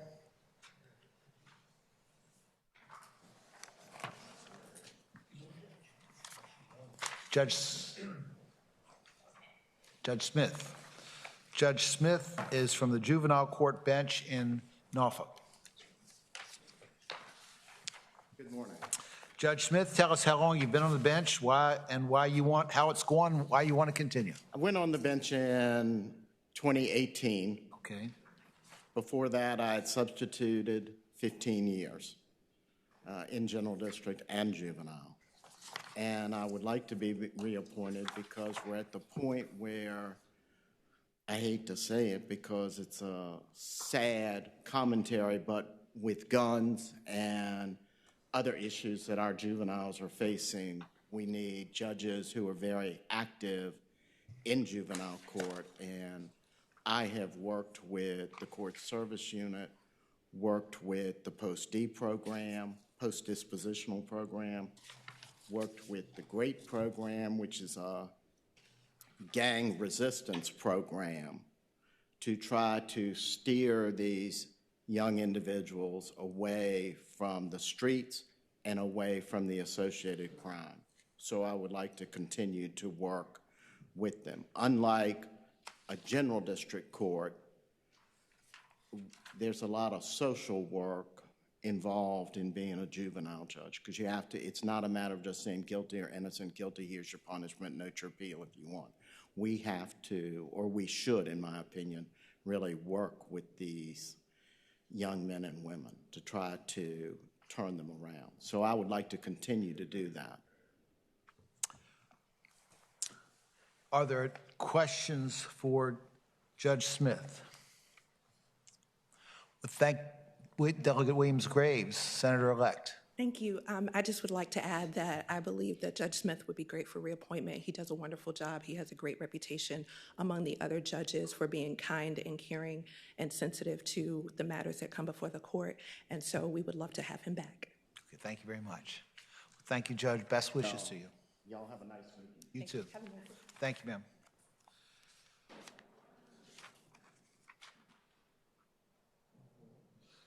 If Judge Griffin's there, she's next. If not, Judge Glenn. Good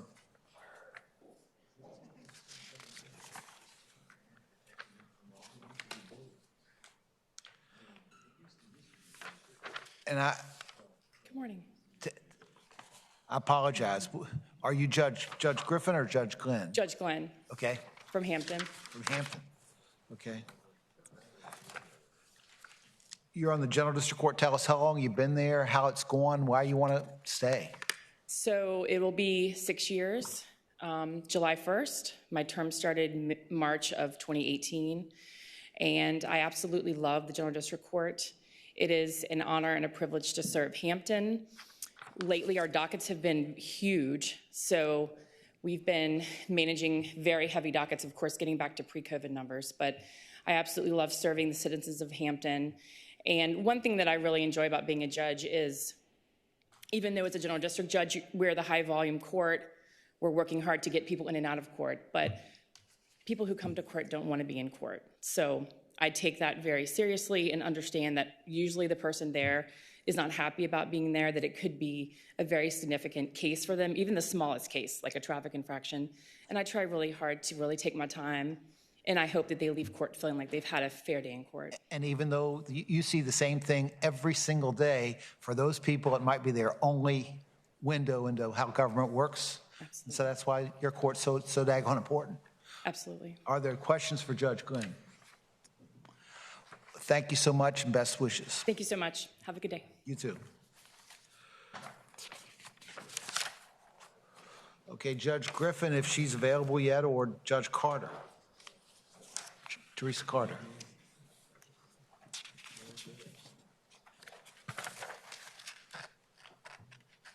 Morning. Morning. And you are on the the juvenile court bench. General District Court. General District. Okay, Ms. Carter, tell us, Judge Carter, tell us how long you've been there, how you like it, and how it's going, why you want to stay. I've been on the bench for 5 years. I love it. I mean, I'm biased, but I believe it's the best job you can have in the Commonwealth.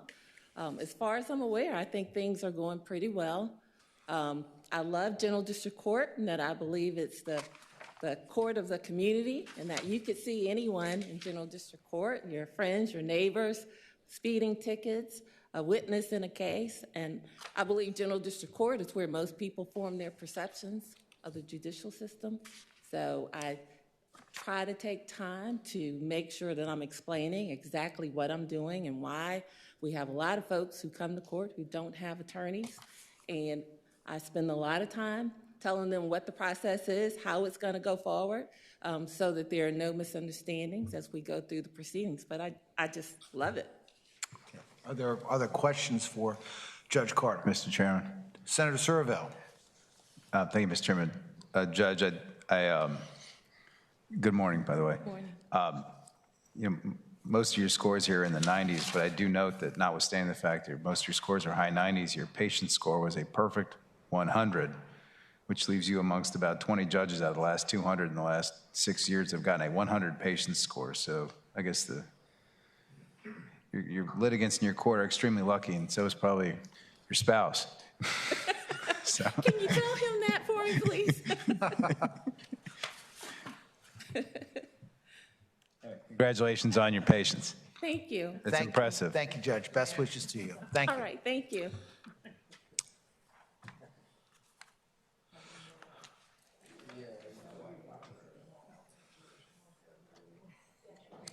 Judge Griffin?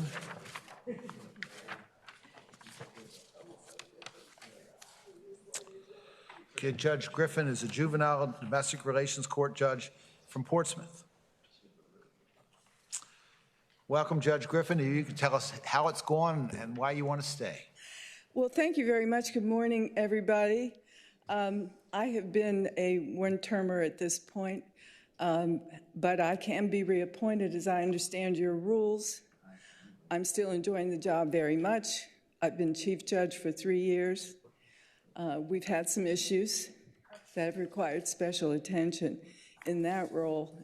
Specifically, we've lost our ability to house juvenile detainees. The Chesapeake facility closed, and we have detained juveniles all over the state right at the moment. So lots of logistical problems, but we're working on that. And I practiced law for 40 years. I'm 70 years old, but I'd like to stay as long as I can. So you won't be able to finish out your term, but I understand that. When you were juvenile, you were a substitute judge for what, 18 years or something before you went on the bench? Yes, was sir. that mostly in the J&D court bench? Yes, sir. Court, was it? Yes, sir. Okay. Are there additional questions? I'm going to jump, go before Scott and just like, your scores are incredible. You're just a little slipping on one. Like, it's straight 100s, y'all. And so just take a look. Yeah. Just 98.5. I mean, please. I mean, Second highest in 6 years. that is, go ahead, Senator. That's incredible. Yeah, Mr. Chairman. The delegate hearing, Senator Surville. Yeah, no, she's got the second highest scores of like 250 judges or whatever in the last 6 or 7 years, which is pretty impressive. I mean, she's almost perfect across the board, which is very rare. So congratulations. Thank you, sir. Thank you, ma'am. Is that it? Unless there are additional questions, and I don't think there are. No, we just need to. Thank you. Best wishes to you. And I think we're to Judge Morse now.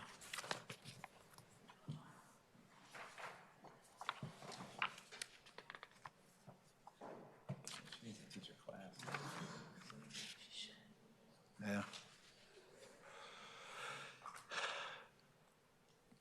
Judge Morse, you are a juvenile and domestic relations district court judge in Greene County, it looks like, or Orange County is where you sit.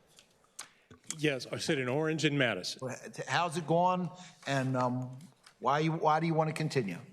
It's going well. It's very busy, especially in Orange. It's a larger jurisdiction, a lot of interesting things going on there.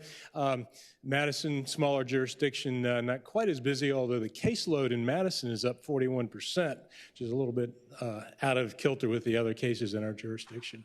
I would like to continue because as one of my colleagues, Judge Somerville, wrote me a note on my first day on the job, welcome to the best job in the United States. And it really is in a lot of ways. I think the juvenile court balances a lot of different things. There's a lot of statutory law, but then there's also an opportunity for what I might call creativity, ability to fashion different remedies within that statutory framework. It's certainly the level of court where you can make the most difference. That's certainly true, and certainly we see a lot of heartbreaking things, but then also you get an opportunity to see, particularly kids, really turn it around sometimes, and that's very heartening, but also parents. It's very important to get the parents engaged, and I enjoy that aspect. And also it is a district court, so we're frontline. The parents most times aren't represented.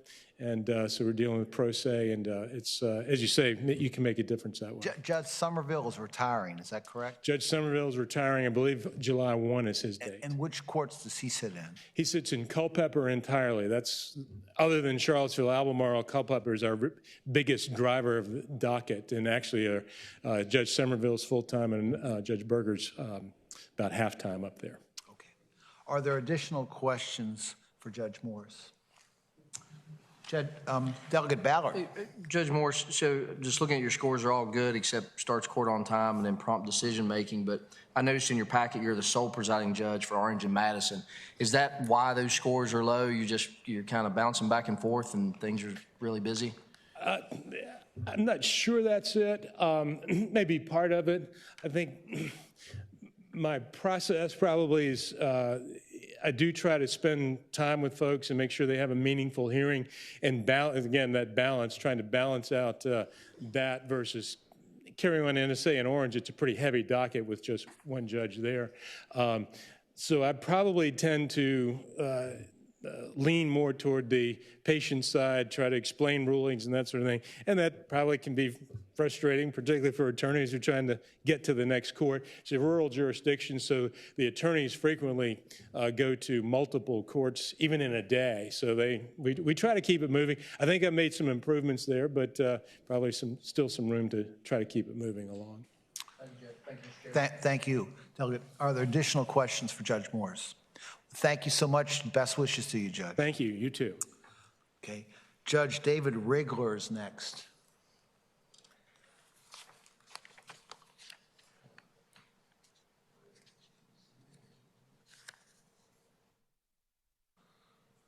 Judge Rigler is a juvenile court judge in Chesterfield and Colonial Heights.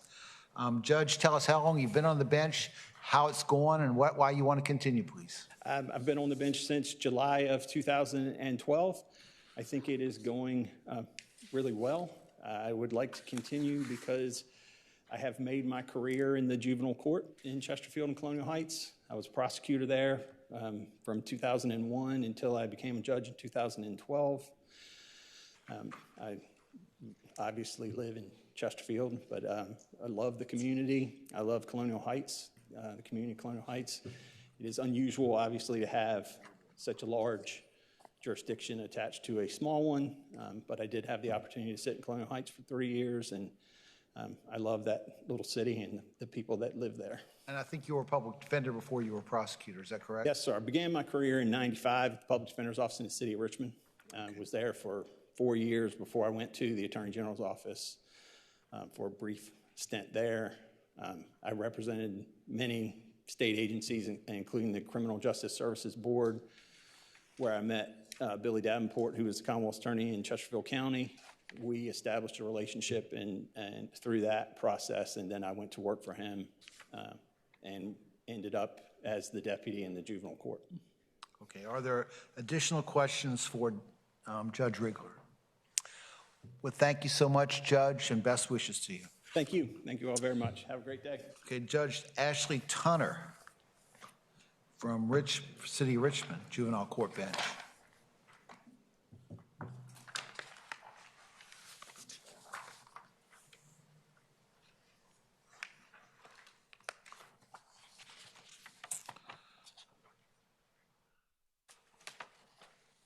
Okay, Judge Tunner, I think you finished 3 terms already. Correct. So this is the end of your 3rd term. Tell us how it's going and why you want to continue, please. Well, when I was appointed, I was a week away from having a baby. And that child is now at home taking an AP English exam, anxiously awaiting for her college application results. So it has been a long career, and it has been a blessing to me and my family that I've had work that's so professionally rewarding and engaging. I've never taken it for granted, and it's been a wonderful career. I'd love to serve another term. I've not sought any other judicial appointments. The juvenile court is where I started my career as a young lawyer. It's where I'd like to finish my career, and I hope that you'll give me that opportunity. Okay, are there questions for Judge Tunner? Thank you, ma'am. Thank you so much. Best wishes to you. Okay, is that the end of the docket? I think it is. Wow. Record time. Yeah. No more. Where's Joe? Okay, thank you. We'll rise. Thank you. That's it. We didn't have Joe Morris asking questions. That's the, gosh. chair higher, yeah.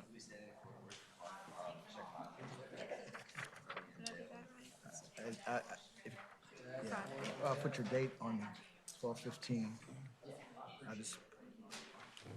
Thanks. You want to collect for breakfast or lunch or any meals? What are you doing? Just fill in your time, fill in your money for breakfast.